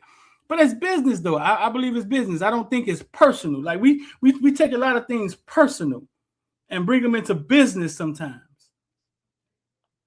Right. Well, I think you're right. Ryan Clark.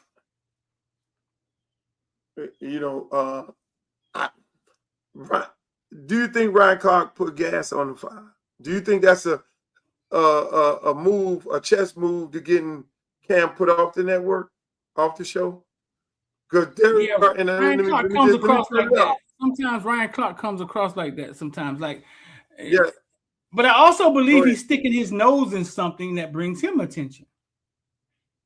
I think it's all self-serving, bro. I do, man. We're looking at a TV screen, Luke. It's entertainment, bro. You were saying pop that coochie with 100 women with you, and that's not who you were. You know what I'm saying? It was entertainment.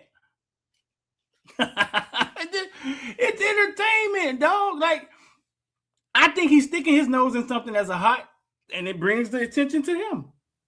But again, you have the two white guys on the show.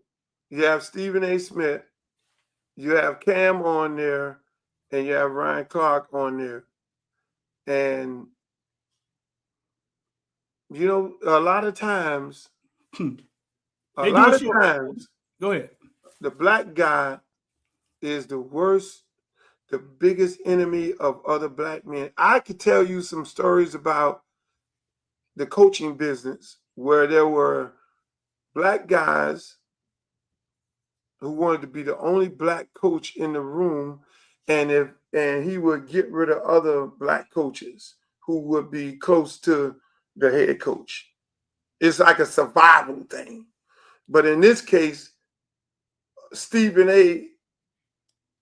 is the head coach, and bringing Cam on that show and being as colorful as he is, that kind of cuts a large part of Ryan Clark's job too now, because Ryan was the only black head talking about football and with Stephen and the other people. So now when you bring him on, you know, you had Shannon, you know, did his own self in, you know, and so Stephen just filled in another void of another person, but Cam coming on, and Cam is different. So, you know, I hope Ryan Clark ain't going down that line. I think it all comes back to the show. Now you want to tune into the show to see what Stephen A. Smith. You know what I'm saying? No, I want to tune into the show and see what Ryan Clark. I put Ryan Clark and Stephen A. and Cam next to each other. Right. That's it down there. Right. Yo, listen, man. Until I see somebody punch somebody, I ain't buying none of these beefs. You never saw nobody punch nobody?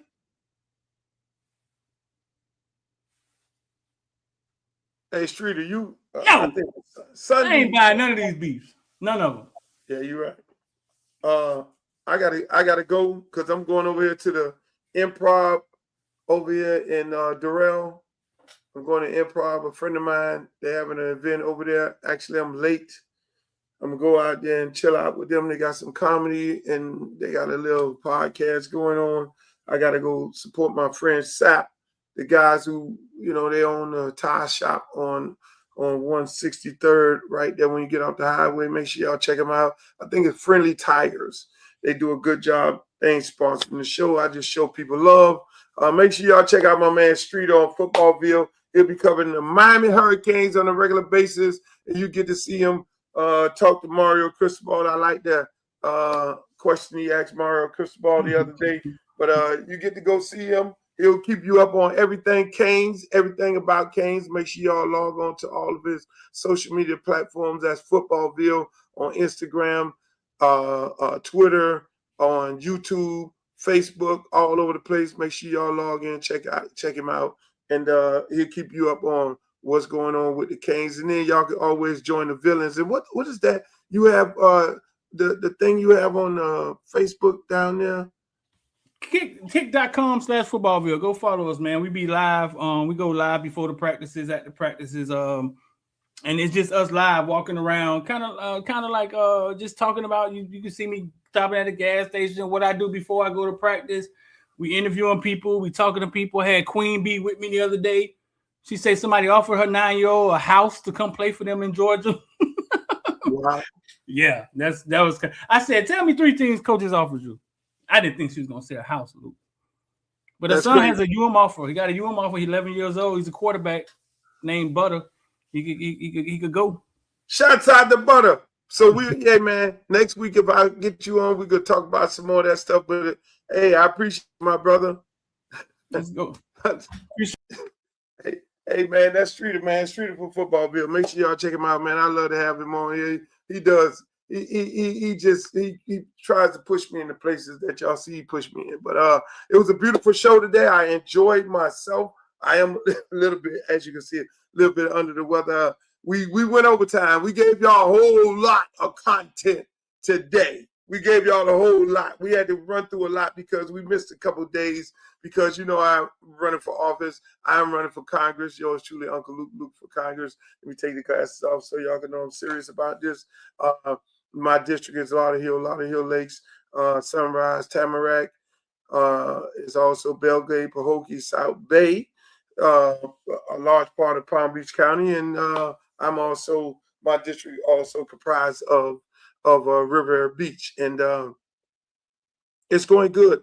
It's going excellent. We're having a good time out there talking to the people and getting to know people. And you know, it is a challenge. We have challengers. You know, and I didn't want to get into the Congresswoman issues. Her being found guilty by the Ethics Commission this week on 25 counts. You know. Most people is like, yo, why you don't speak on that as much? You know, hey, look, I'm not the person to kick somebody when they're down. You know, I do understand people have a life after politics. Congresswoman got kids. She got family members. She has to deal with the issues that she presented or put herself in. She still has another day in court, which, you know, her trial is coming up real soon. She had a day in the ethics hearing court. And she was found guilty. And so I let public opinion and her and the things that she has to deal with those things on her own. So I won't be the one sitting up here like talking trash about the lady. You know, I wanted to run against her because I think the district is underserved. I know the district is underserved because I did my due diligence before I decided to run, before she was charged, before she was indicted. And everything like that. I was going to run last cycle, but I wasn't prepared to run because I got a son that's in the 10th grade that needs me to be here because we were going to win. You know, I just have all the confidence in the world of what we were going to do and the messaging that we were going to put out there to put ourselves in a good position to win. But it is what it is. You know, I'm going to pray for her. You know, that's what we all can do. But at the same time, I got to run a race, you know, and I think, and I know that these people have been underserved. This is a beautiful district. This district is going to be the shining light. If they elect me to be their representative in the United States Congress, I'm going to do any and everything in my power to bring the resources back to District 20. I think I'm the best person in the race to do that, even if she's in the race, you know, because of my vision and because of the things that I've always done.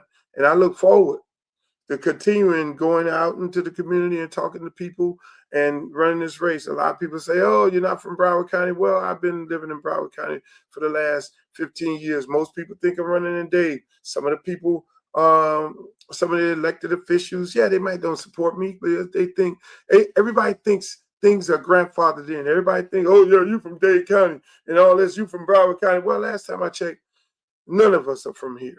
You know, and that's not an issue when it comes to that, because Donald Trump is not from here. He's your representative. Ron DeSantis is your representative. You know what I'm saying? And that's just life. You know, we move to places. We move from Dade. We move to Broward. We move from the mayor of Riviera Beach is not from here. A large part of my district are people who are made up, who are from Jamaica, like myself, and the Bahamas, and Haiti. So that doesn't qualify. That doesn't disqualify them to live there. You know, so that whole little thing is just a distraction. People want to call it what they want to call it. My job is to not listen to anything as to be a distraction. My job is to come out and talk to you. I will be out there talking to you every day, all the way until the election day. And if you choose me to be your representative in Congress, you could bet your bottom dollar you're going to have a fighter, because anything and everything about my life has always been about fighting for the causes that I believe in. And so I'm going to be doing some videos, the day in the life of, on a regular basis. I go do a meeting. Hey, I want to see y'all. Let's keep it a buck. I want to see everybody. I want people to go to my website right now, www.lukeforcongress.com. Hey, look, email me in there. You want me to come to have a meeting at your park? You want me to come to have a meeting at your PTA meeting? You want me to come talk about the issues? You want me to come listen? I'm there. You want to come to your birthday party in your backyard because you got a whole bunch of family members that's in my district, that's there, and they want to have a conversation with me? I'm there. I'm going to be out there, but I want you to tell me, hey, look here, Luke, I need you to come over here and holler at me and the ladies and me and the fellas. What you going to do for the parks? What you going to do for the kids? What you going to do for crime? Yeah, I'm more than welcome to be there. I have a platform, but I like listening because it's not about me. It's about you. And I think the most important part of being an elected official is to listen to the people, hear their concerns, and then us, because it's the people's seat, we go out there and fix it. You know, in America, we have a whole lot of things to fix. In District 20, we got a lot of things to fix. We got a lot of work to get done. And I'm going to be out there talking about it. And one thing you know me, hey, I'm about that business. I ain't about no jokes. I will not be running for this office to be up here clowning or joking or not to be serious under no circumstance. Do I know politics? Yes, I do. In more ways than one. Trust me. So at the end of the day, I want to thank you guys for joining the show. I appreciate you all having me. I enjoyed it. I love it. And like I always say, in the words of Walter Cronkite, may the good news be yours. Peace. I see you later, alligator, after a while.